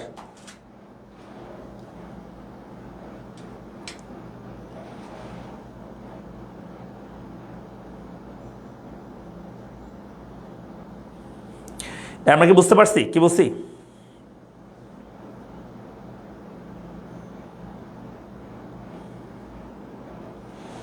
ওকে, এবার আসো 2 নম্বর বলছে যে অনলাইন ব্যাংকিং গুরুত্বপূর্ণ কেন, মানে কেন আমাদের অনলাইন ব্যাংকিং গুরুত্বপূর্ণ, আমাদের জন্য গুরুত্বপূর্ণ আর কি। তো অনলাইন, এখন বর্তমানে তো অনলাইনের যুগ, আমরা জানি যে অনলাইন ছাড়া এখন তুমি কোনো কিছু চিন্তা করতে পারবে না। আগে যে সময় আমরা টাকাটা পাঠানোর জন্য আমাদেরকে মানে শুক্রবার শনিবার হলে আমাদের ওয়েট করতে হতো রবিবারের জন্য, এখন সেটা করতে হয় না। আমরা অ্যাপসের মাধ্যমে খুব ইজিলি টাকা ট্রান্সফার করতে পারি, উত্তোলন করতে পারি এটিএম এর মাধ্যমে, কেমন? সো খুব ইজিলি আমাদের কাছে মানে অনলাইন ব্যাংকিং আমাদের কাছে অনেক বেশি এখন পপুলার হয়ে গিয়েছে, কেমন? সো এটা বলবা। 3 অবস্থায় উদ্দীপকে এ ব্যাংকের 3টি কার্যাবলী ব্যাখ্যা করো। তাহলে এ ব্যাংক কি? এ ব্যাংক হচ্ছে যে ব্যাংকে সে টাকা জমা করতে গেছিল, সে ব্যাংক হচ্ছে মূলত কেন্দ্রীয় ব্যাংক, তাই না? তাহলে ওইটাই বলবা। কেন্দ্রীয় ব্যাংকের কার্যাবলী কি? কেন্দ্রীয় ব্যাংকের অনেক কার্যাবলী আছে। কেন্দ্রীয় ব্যাংক নোট প্রচলন করে, প্রধান কার্যাবলী বলা হয়, মানে পরীক্ষা বলবে যে কেন্দ্রীয় ব্যাংকের প্রধান কাজ কোনটি? তো হচ্ছে নোট প্রচলন করা, বা বলতে পারো নোট ছাপানো আর কি, হ্যাঁ, যেটা আমরা টাকশাল বলি। সো সেটা বলবা। তাহলে কেন্দ্রীয় ব্যাংকের প্রধান কার্যাবলী হচ্ছে টাকা ছাপানো, এটা বলবা। তারপর তুমি বলতে পারো যে অন্যান্য ব্যাংকের ব্যাংকার হিসেবে কি করে থাকে, কাজ করে থাকে। তারপর ঋণ নিয়ন্ত্রণ করে থাকে, অনেকগুলো কাজ আছে, তুমি অসংখ্য লিখতে পারবা। 4 বলছে উদ্দীপক উল্লেখিত এ ব্যাংক কি কি উপায়ে বি ব্যাংকের সমগোত্র ব্যাংকগুলোকে নিয়ন্ত্রণ করে থাকে? অনেকগুলো উপায় করে থাকে, যেমন এই যে ঋণ নিয়ন্ত্রণ কথা আমরা বলছি, পরিমাণগত ঋণ নিয়ন্ত্রণ পদ্ধতি, গুণগত ঋণ নিয়ন্ত্রণ পদ্ধতি, তারপর হচ্ছে সবকিছু হিসাব নিকাশ কন্ট্রোল করে, তারপর হচ্ছে বিধিবদ্ধ রিজার্ভ রাখতে তাদেরকেই করে, কন্ট্রোল করে, তালিকাবদ্ধ করে, হ্যাঁ, বাণিজ্যিক ব্যাংকগুলোকে তালিকাবদ্ধ করে থাকে কেন্দ্রীয় ব্যাংক। সো এগুলো একটু বলবা, আশা করি তোমরা নিজেরা বানা লিখতে পারবে। আর তোমরা বানা লিখতে যে এক্সপার্ট, বাংলা লেখাতে তোমরা যে এক্সপার্ট সেটা আমি ভালোই জানি, ঠিক আছে? সো এটা গেল। এরপর আসে 2 নম্বর কোয়েশ্চেন দেখি আমরা। দেখো সেম, আবার সেম কোয়েশ্চেন। তো আমি তোমাদের একটু বোঝাই বলি। ফার্স্ট পেপারের প্রথম এবং দশম অধ্যায় থেকে তোমরা যেহেতু সিকিউ করবা, আমি একটু বলে দিই। তোমরা 1, 2, 3, 4 এবং 8, 9, 10 এই অধ্যায়গুলো সিকিউর জন্য টার্গেট করবা, কেমন? আর বাকি যে অধ্যায়গুলো আছে 5, 6, 7 এগুলো এমসিকিউ পড়বা এগুলো থেকে, ঠিক আছে? এমসিকিউ ভালো করে পড়বা। আর এগুলো হচ্ছে এমসিকিউ প্লাস সিকিউ দুইটাই করবা এগুলো, ঠিক আছে, এই চ্যাপ্টারগুলো। তবে এই যে প্রথম অধ্যায় দিতে পারছো, এই প্রথম অধ্যায় এবং এই যে দশম অধ্যায়, এখান থেকে তোমাদের পরীক্ষায় থিওরি আসার সম্ভাবনা খুব বেশি। হ্যাঁ, এগুলো হচ্ছে থিওরি হবে প্রশ্ন। কেন থিওরি হবে? কারণ অন্যগুলো থেকে থিওরি দেওয়ার অপশন নাই। এখান থেকে তোমাকে ম্যাথ আসবে, এটাও ম্যাথ আসবে, এটাও ম্যাথ আসবে, এটাও ম্যাথ আসবে, এটাও ম্যাথ আসবে। তো তোমাকে থিওরি দেওয়ার অপশন খুঁজে পাবে না, বা অষ্টম থেকে থিওরি আসতে পারে, বাট না সম্ভাবনা বেশি। কিন্তু দশম আর প্রথমত থেকে আমার যেটা মনে হচ্ছে, আমার অভিজ্ঞতা থেকে বলছি, তোমাদের থিওরি আসার সম্ভাবনা বেশি। সো দশম অধ্যায় এবং প্রথম অধ্যায় ভালো করে থিওরিগুলো দেখবা। থিওরি বলতে প্রথম অধ্যায়ের ক্ষেত্রে অর্থনৈতিক ব্যবস্থাগুলো ভালো করে দেখবা, আর দশম অধ্যায়ের ক্ষেত্রে এই যে আমি ব্যাংক পড়াচ্ছি এই অংশটুকু একটু ভালো করে দেখবা। আচ্ছা চলো এটা একটু দেখি আমরা। বলছে অর্থের চাহিদা কি? হ্যাঁ, আমরা বলবো যে একটা দেশের জনগণ বা একটা দেশের ব্যবসা বাণিজ্য সমূহ বা ব্যবসা বাণিজ্যে, বা এভাবে বলতে পারো যে সাধারণত একটা দেশের জনগণ বা ব্যবসা বাণিজ্যগুলো তাদের দৈনন্দিন, হ্যাঁ, খরচ করার জন্য বা টাকার দৈনন্দিন খরচ পরিচালনা করার জন্য যেই পরিমাণ নগদ অর্থ তারা হাতে ধরে রাখতে চায় তাকে বলা হয় অর্থের চাহিদা, ঠিক আছে? তাহলে দৈনন্দিন খরচ করার জন্য একটা দেশের জনগণ বা ব্যবসা প্রতিষ্ঠান সমূহ যেই পরিমাণ নগদ অর্থ হাতে ধরে রাখতে চায় তাকে আমরা বলি যে অর্থের চাহিদা বা মুদ্রার চাহিদা। 2 নম্বর বলছে কেন্দ্রীয় ব্যাংক সরকারের ব্যাংক ব্যাখ্যা করো। হ্যাঁ, কেন্দ্রীয় ব্যাংক সরকারের ব্যাংক কেন? কারণ কেন্দ্রীয় ব্যাংকের যে পরিশোধিত মূলধন 3 কোটি টাকা সেটা কিন্তু সরকার নিজে কি করে দিয়ে এবার মানে কেন্দ্রীয় ব্যাংকটা কার্যক্রম শুরু করে। আর সরকারের যত আয় ব্যয় আছে সব কিছু কিন্তু কেন্দ্রীয় ব্যাংক করে থাকে, অন্য কোনো বাণিজ্য ব্যাংক করে না।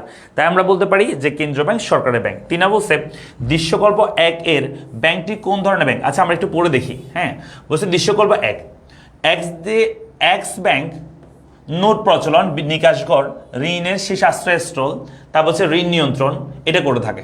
এটা হচ্ছে দৃশ্য 1। দৃশ্য 2 বলতেছে ওয়াই ব্যাংক। সে ব্যাংক কি করছে? বিনিময় বিল বাট্টাকরণ, আমানত গ্রহণ, ঋণ দান, বিনিময় মাধ্যম সৃষ্টি করা। হ্যাঁ, তো এখানে আবার বলছে দৃশ্য 1 এবং 2 ব্যাংক দুইটির মধ্যে যে কোনো একটি ব্যাংক দেশের ঋণ ব্যবস্থাকে দেশের ব্যবসা নিয়ন্ত্রণে ব্যাংক হারের পরিবর্তন, খোলা বাজার কার্যক্রম, ঋণের রেশনিং, নৈতিক প্ররোচনা সহ নানাবিধ পদক্ষেপ নেয়, ঠিক আছে? তাহলে এখানে বলছে দৃশ্য 1 এর ব্যাংকটি কোন ধরনের ব্যাংক তার বৈশিষ্ট্যগুলো ব্যাখ্যা করো। তাহলে দৃশ্য 1 হচ্ছে কেন্দ্রীয় ব্যাংক। কি ব্যাংক বলো? কেন্দ্রীয় ব্যাংক, কারণ সে নোট প্রচলন করে, নিকাশ ঘর পরিচালনা করে, তারপর ঋণের শেষ আশ্রয়স্থল বা ঋণ নিয়ন্ত্রণ করে। 2 নম্বর বলছে উদ্দীপকের ঋণ নিয়ন্ত্রণে কার্যক্রমগুলোর মধ্যে তুমি কোনগুলোকে অধিক কার্যকর মনে করো? যুক্তি সহ বিশ্বাস করো। দেখো এই যে ঋণ নিয়ন্ত্রণ করে কেন্দ্রীয় ব্যাংক, তার মধ্যে ব্যাংক হার পরিবর্তন, খোলা বাজার পরিবর্তন, ঋণের রেশনিং, নৈতিক প্ররোচনা, এর মধ্যে এই যে ব্যাংক হার এবং খোলা বাজার, ঠিক আছে, এই দুইটা, আরেকটা হচ্ছে নগদ জমার হার, এই তিনটাকে বলা হয় পরিমাণগত ঋণ নিয়ন্ত্রণ পদ্ধতি। সেগুলো সবচেয়ে বেশি কার্যকর এবং সেগুলো অনেক বড় পরিসরে যদি ঋণ নিয়ন্ত্রণের প্রয়োজন হয় তখন সেগুলো ব্যবহার করা হয়, ঠিক আছে? আর ঋণের রেশনিং, নৈতিক প্ররোচনা, এগুলো হচ্ছে গুণগত ঋণ নিয়ন্ত্রণ পদ্ধতি। যখন কোনো একটা ছোট সেক্টরে বা দেখা যাচ্ছে যেখানে একটা নির্দিষ্ট সেক্টরে বা কম পরিমাণে ঋণ নিয়ন্ত্রণের প্রয়োজন হয় তখন এই ঋণের রেশনিং, নৈতিক প্ররোচনা, ভোগ্যপণ্যের ঋণ নিয়ন্ত্রণ, নগদাংশ পরিবর্তন, হ্যাঁ, বন্ধকিনের নগদাংশ পরিবর্তন, এগুলো করা হয়। ঠিক আছে, আমরা কি বুঝতে পারছি? Okay fine. তাহলে এভাবে করে আমরা প্রশ্নগুলো সলভ করব। এরপর আসো আমরা এরপরের প্রশ্ন দেখি। আচ্ছা, যেটা বলছিলাম তোমাদের র্যাপিড ব্যাচ সম্পর্কে বলছি। যারা এখনো পর্যন্ত আমাদের র্যাপিড ব্যাচে ভর্তি হওয়া নাই, দ্রুত পড়ালেখা পেজে মেসেজ দিয়ে ভর্তি হয়ে যাও। অলরেডি অনেকে ভর্তি হয়ে গেছে। সো যারা চিন্তা করছো শেষ মুহূর্তে একটা ফাইনাল রিভিশন দিবা, তাদের জন্য এই ব্যাচটা মাত্র 1499 টাকা। সো অনেক টাকা আসবে যাবে লাইফে, কিন্তু তোমার আফসোস থেকে যাবে যদি রেজাল্টটা একটু খারাপ হয়। তোমার লাইফে অনেক বড় একটা আফসোস থেকে যাবে যে কেন এই কাজটা করলাম না, কেন আর একটু ভালো করে পড়লাম না, কেন আর একটু ভালো গাইডলাইন নিলাম না স্যারের কাছ থেকে। হ্যাঁ, এটা তোমার আফসোস থেকে যাবে। সো র্যাপিড ব্যাচে ভর্তি হতে পারো তোমরা। র্যাপিড ব্যাচে কোর্স হচ্ছে 1499 টাকা, তোমরা ভর্তি হতে পারবে। হ্যাঁ, এটা হচ্ছে ডিসকাউন্টটা সীমিত সময়ের জন্য, যে কোনো সময় বন্ধ হয়ে যেতে পারে। সো দ্রুত ভর্তি হয়ে যাও। চলো আমরা পরবর্তী কোয়েশ্চেন দেখি, ম্যাথ কোয়েশ্চেন। এই চ্যাপ্টারের ম্যাথ কোয়েশ্চেন বলছে একটি দেশের মোট বিহিত মুদ্রার পরিমাণ এম এর মান দেওয়া আছে 100, বিহিত মুদ্রার প্রচলন গতি ভি এর মান দেওয়া আছে 15, ব্যাংক সিস্টেম মুদ্রার পরিমাণ এম প্রাইম এটার মান 50, ব্যাংক সিস্টেম মুদ্রার প্রচলন গতি ভি প্রাইম এটার মান 10, লেনদেনের পরিমাণ 50 দেওয়া আছে। হ্যাঁ, প্রশ্ন অনলাইন ব্যাংকিং কি? অনলাইনের মাধ্যমে ইন্টারনেট ব্যবহার করে আমরা যে কি করি, যে ব্যাংকিং কার্যক্রম পরিচালনা করি, সেটাকে আমরা বলি অনলাইন ব্যাংকিং। 2, কেন্দ্রীয় ব্যাংকে নিকাশগড়। কেন্দ্রীয় ব্যাংকে নিকাশগড় বলা হয় কেন? আচ্ছা, কেন্দ্রীয় ব্যাংক মূলত দুইটা ব্যাংকের আন্তঃলেনদেন নিষ্পত্তি করে। আর দুইটা ব্যাংকের মানে দুইটা বাণিজ্যিক ব্যাংকের আর কি, দুইটা বাণিজ্যিক ব্যাংকের আন্তঃলেনদেন নিষ্পত্তি যেখানে করে বা যেভাবে করে সেটাকে মূলত নিকাশঘর বলা হয়ে থাকে। সেটাকে মূলত আমরা কি বলি? নিকাশঘর বলে থাকি। বুঝা গেছে? ওকে, এরপর আসো 3 নাম্বার কি বলছে দেখো। বলছে উদ্দীপক হতে ফিশারের বিনিময় সমীকরণের আলোকে দেশটির দামস্তর নির্ণয় করো। দামস্তর বের করতে বলছে, পি এর মান বের করতে বলছে। খুবই সিম্পল, আমি শর্টকাটে করে নিচ্ছি। দেওয়া আছে সেগুলো আমি লিখতেছি না, সরাসরি আমি সূত্র লিখতেছি। আমরা লিখবো আমরা জানি, ঠিক আছে? দেওয়া আছে এগুলো আমি লিখতেছি না। আমরা জানি পি বা দামস্তর সমান হচ্ছে M V plus M prime V prime divide by কি হবে টি, মানে ট্রানজেকশনের পরিমাণ। আমি সরাসরি মান বসাচ্ছি এখানে লিখে। তুমি চাইলে এভাবে করতে হবে, এখানে লিখে তোমাকে এম এর মান, ভি এর মান, ঠিক আছে, এম এর মান, ভি এর মান, এম প্রাইমের মান, তারপর হচ্ছে ভি প্রাইমের মান, টি এর মান, এগুলো তোমাকে লিখতে হবে। আমি জাস্ট সরাসরি মানটা বসাচ্ছি। এম এর মান এখানে দেওয়া আছে কত? 100। আচ্ছা, 100 বসা দিলাম, গুণ ভি এর মান দেওয়া আছে 15, 100 ইন্টু 15 লিখে দিলাম। ওকে, তারপর প্লাস দিলাম। এম প্রাইমের মান দেওয়া আছে 50, এখানে আমি দিলাম 50। হ্যাঁ, তারপর হচ্ছে ভি প্রাইমের মান দেওয়া আছে 10, ভি প্রাইমের মান দেওয়া আছে 10 লিখে দিলাম। এরপরে ট্রানজেকশনের পরিমাণ হচ্ছে 50 লিখে দিলাম। ওকে, এবার চলো আমরা ম্যাথটা করি। তাহলে উপরে হবে, এটা গুণ করলে হবে 15 ইন্টু এখানে 2টা শূন্য হবে 1500 যোগ এটা গুণ করলে হবে 500। তারপরে ডিভাইডেড বাই 50। তাহলে আমরা এটা যোগ করলে হবে 2000। হ্যাঁ, 2000 ডিভাইডেড বাই 50। তাহলে আনসার দাঁড়াবে 00 কেটে দাও, আর 200কে 5 দিয়ে ভাগ করলে হবে 50। তাহলে আনসার দাঁড়াবে 50। তার মানে দামস্তর কত বের হয়েছে? আমাদের 50 বের হয়েছে। ঠিক আছে, এটাই বের করতে বলছে। ক্লাস কি এখন শুরু করছেন? ক্লাস শুরু করছি তো অনেক আগে, কি বলো? 2 ঘন্টা হয়ে যাচ্ছে, 1 ঘন্টা 21-20 মিনিট। সিফাত, ওকে, এরপর আসো। জানা বলছে যে অন্যান্য অবস্থা অপরিবর্তিত থেকে লেনদেনের পরিমাণ, ট্রানজেকশনের পরিমাণটা যদি 50-এর জায়গায় 100 হলে অর্থের মূল্যের উপর কি পরিবর্তন হবে? অর্থের মূল্য বলছে। দামস্তর কি হবে সেটা বলে নাই, দামস্তর কত বাড়বে কমবে সেটা বলে নাই, বলছে অর্থের মূল্য। আর অর্থের মূল্য বের করতে তোমাকে আগে দামস্তর বের করতে হবে। কেমন? তাহলে আমরা সেটা করবো। আমরা চলো সেটা করি। আমরা লিখবো, এটা 4 number question. So 4 number question আমরা কি লিখবো? জাস্ট কি করলে, যে লেনদেনের পরিমাণ 100 হলে, হ্যাঁ, লেনদেনের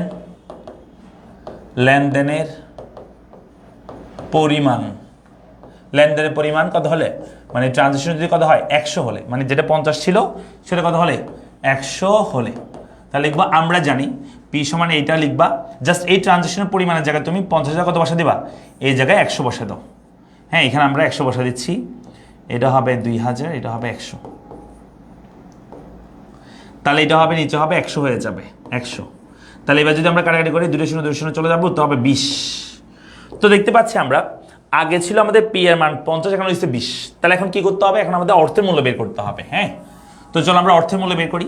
তো আমরা এভাবে লিখবো, আমরা লিখবো পি সমান, মানে দামেস্তর 50 হলে, দামেস্তর 50 যেটা আমি গতে পাইছি, 50 হলে ভিএম বা অর্থের মূল্য যেটাকে আমরা বলছি ভিএম সমান আমরা বলতে পারি 1 ডিভাইডেড বাই পি। এটা হচ্ছে সূত্র, অর্থের মূল্য বের করার সূত্র, 1 ডিভাইড বাই পি। ঠিক আছে, তো আনসার দাঁড়াবে হচ্ছে 1/p এর মান হচ্ছে এখন 50 বসা দিব, তাহলে উত্তর কত হয় একটু বলবা তোমরা আমাকে। 1কে তুমি যদি ভাগ করো, আচ্ছা ইংলিশে লিখি, 1কে তুমি যদি ভাগ করো 50 দিয়ে কত হয়, উত্তর কত হয়? 1কে 50 দিয়ে ভাগ করো উত্তর কত হয়? উত্তর 40 হবে। এটাকে 40, আগেরটা কি 40 ছিল উত্তর? ও ঠিক আছে 40 ছিল, 40, সরি ওটা একটু ঠিক করে নেবা। ওটা উপরে ছিল কত? উপরে ছিল 20, 20কে কত দিয়ে ভাগ? 50 দিয়ে ভাগ নাকি? মানে 200 ছিল আর কি, 200 ভাগ 4, সরি 5, 40 ছিল, 40, সরি ভুল লিখছি আমি, এটা ঠিক করে নিও। 40 হবে, 40, তাহলে 40 থেকে এখন 20 হয়েছে, 20 হয়ে গেছে, তাহলে এটা 40 হবে। তাহলে 40 যদি বসাও কত হয় একটু বলো তো? তাহলে আনসার হবে 1/40, তাহলে আনসার হবে হচ্ছে 0.025, ঠিক আছে। আবার আমি যদি বলি পি সমান 40-এর জায়গায় যদি 20 হয়ে যায়, হ্যাঁ মানে দামের স্তর কি হয়ে গেছে? বেড়ে গেছে, সরি দামের স্তর কমে গেছে। পি সমান 20 হলে দামের স্তর যদি কমে যায় তাহলে কি হবে দেখো, দামের স্তর কমে গেলে আমরা বলতে পারি অর্থের মূল্য যেটাকে আমরা বলছি ভিএম, সেটা কত হবে? সেটা হচ্ছে 1/p, অর্থাৎ আমরা বলতে পারি 1/, এখন হবে 20, তাহলে আনসার কত দাঁড়ায় দেখো। এখন আমরা 1কে 20 দিয়ে ভাগ করবো, 0.05, তাহলে আগে ছিল 0.025, এখন 0.05। তাহলে আমাকে বলো তোমরা যে দামের স্তর যদি 40 হয়, অর্থের মূল্য হচ্ছে 0.025, যখন দামের স্তর হয়েছে 20, তখন অর্থের মূল্য হয়েছে 0.05। তাহলে এটার মানে হচ্ছে 0.05 যে কথা, 5 একই কথা। এটার মানে হচ্ছে দামের স্তর হ্রাসের ফলে অর্থের মূল্য কি পেয়েছে? দামের স্তর হ্রাসের ফলে অর্থের মূল্য কি পেয়েছে? বৃদ্ধি পেয়েছে। তাহলে আমরা বলতে পারি দামের স্তর হ্রাসের ফলে অর্থের মূল্য কি পেয়েছে বলো তো? বৃদ্ধি পেয়েছে।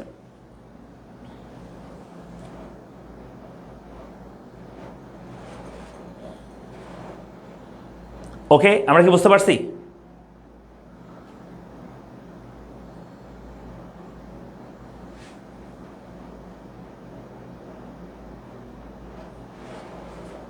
হয়েছে, পারবো আমরা?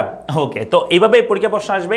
এখানে একটু কথা বলি, শুধু বিশ্লেষণ করলে হবে না, তুমি চাইলে চিত্র আঁকতে পারো যে দামের স্তর যখন 100 ছিল, তখন 400 ছিল, তখন অর্থের মূল্য এটা, আর দামের স্তর যখনই বেড়ে 40 থেকে 20 হয়েছে, তখন অর্থের মূল্য কী হয়ে গেছে? বেড়ে গেছে। সো একটা চিত্র তুমি এঁকে দেখাইতে পারো, ঠিক আছে? তো এটা তোমার জন্য ভালো হবে আর কি, আরও সুন্দর হবে উত্তর করা, নাম্বার বেশি পাবা। আচ্ছা গেল এটা। তো এইভাবে কোশ্চেন আসবে, হ্যাঁ 10 মধ্যে থেকে এভাবে প্রশ্ন আসবে। আমি আর দেখাচ্ছি না, এটাও সেম, এটা হচ্ছে তোমার ব্যাংক সম্পর্কিত, ব্যাংক থেকে আসছে। তো আর দেখাচ্ছি না, এটাও সেম, এটা হচ্ছে অর্থের ফিশারের বিনিময়, ফিশারের যে মুদ্রার পরিমাপ তথ্য সেখান থেকে আসছে। মানে একটু আগে যেটা করছি সেটাই, বি এর মান, এম এর মান, এম এর মান, ভি এর মান, এম প্রাইম, ভি প্রাইম, টি এর মান দেওয়া আছে। তোমাকে দামস্থ বের করতে হবে, তারপর উদ্দীপকে বিহিত মুদ্রার পরিমাণ বা ব্যাংক মুদ্রার পরিমাণ দ্বিগুণ করলে, তার মানে এই এম এর মান 800 জায়গায় 1600 হলে, এম প্রাইমের মান 400 জায়গায় 800 হলে, তাহলে অর্থের মূল্য উপর কি প্রাপ্ত? তার মানে সেম জিনিস, শুধুমাত্র এটার এটা চেঞ্জ করতে হবে। চেঞ্জ করে তোমাকে কি করতে হবে? দ্বিগুণ হলে কি হবে সেটা তোমাকে বলতে হবে, ঠিক আছে? সো আমরা তাহলে ক্লাসটা শেষ করব, হ্যাঁ ক্লাসটা আমরা শেষ করব। তো আমাদের প্রথম পত্রের ক্লাস শেষ, আমরা সেকেন্ড পেপারের ক্লাস শুরু করব আগামীকাল থেকে, আগামীকাল সন্ধ্যা 7টায়। সো আবার দেখাবো ইনশাআল্লাহ সবার সাথে। তোমরা একটু তোমাদের বন্ধুবান্ধব যারা আছে তাদের একটু জানাই দিবা ক্লাসটা সম্পর্কে। সো যারা এখনো পর্যন্ত আমাদের র্যাপিড ব্যাচে ভর্তি হওয়া নাই এবং যাদের ইকোনমিক্সের শুধু ইকোনমিক্সের প্রবলেম, তারা তোমাদের ইকোনমিক্স টার্গেট প্লাস ব্যাচে ভর্তি হতে পারবে এখনো 990 টাকা এই কোর্সে। আর যাদের সব বিষয় সমস্যা তারা আমাদের এই র্যাপিড ব্যাচে ভর্তি হয়ে যাবা। র্যাপিড ব্যাচে এই ব্যাচের কিন্তু আমাদের অলরেডি মানে 1 তারিখ থেকে আমাদের ক্লাস শুরু হবে। যারা এখনো ভর্তি হওয়া নাই চিন্তা করতেছো, আমি বলবো একদম চোখ বন্ধ করে তুমি নিজে ভর্তি হতে পারো। 1500 টাকা বেশি কিছু না, তোমার লাইফ চেঞ্জিং একটা ইনশাল্লাহ তুমি প্রিপারেশন পাবা। সো দেখা হচ্ছে সবার সাথে আগামীকাল ঠিক সন্ধ্যা 7টায়। ততক্ষণ পর্যন্ত সবাই ভালো থাকো, সুস্থ থাকো আর দ্রুত কোর্সে ভর্তি হয়ে যাও। আসসালামু আলাইকুম। কার কোনো প্রশ্ন আসতে থাকলে বলতে পারো, কার কোনো প্রশ্ন থাকলে বলতে পারো এই কোর্স সম্পর্কে বা অন্য কোনো বিষয় সম্পর্কে জানতে চাইলে।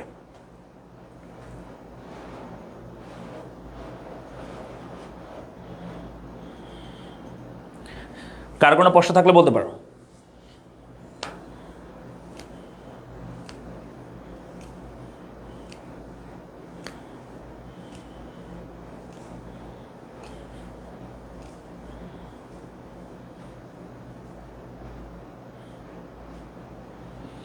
ঠিক আছে, তাহলে সবাই ভালো থাকো, সুস্থ থাকো, দেখা হচ্ছে পরবর্তী ক্লাসে। আসসালামু আলাইকুম।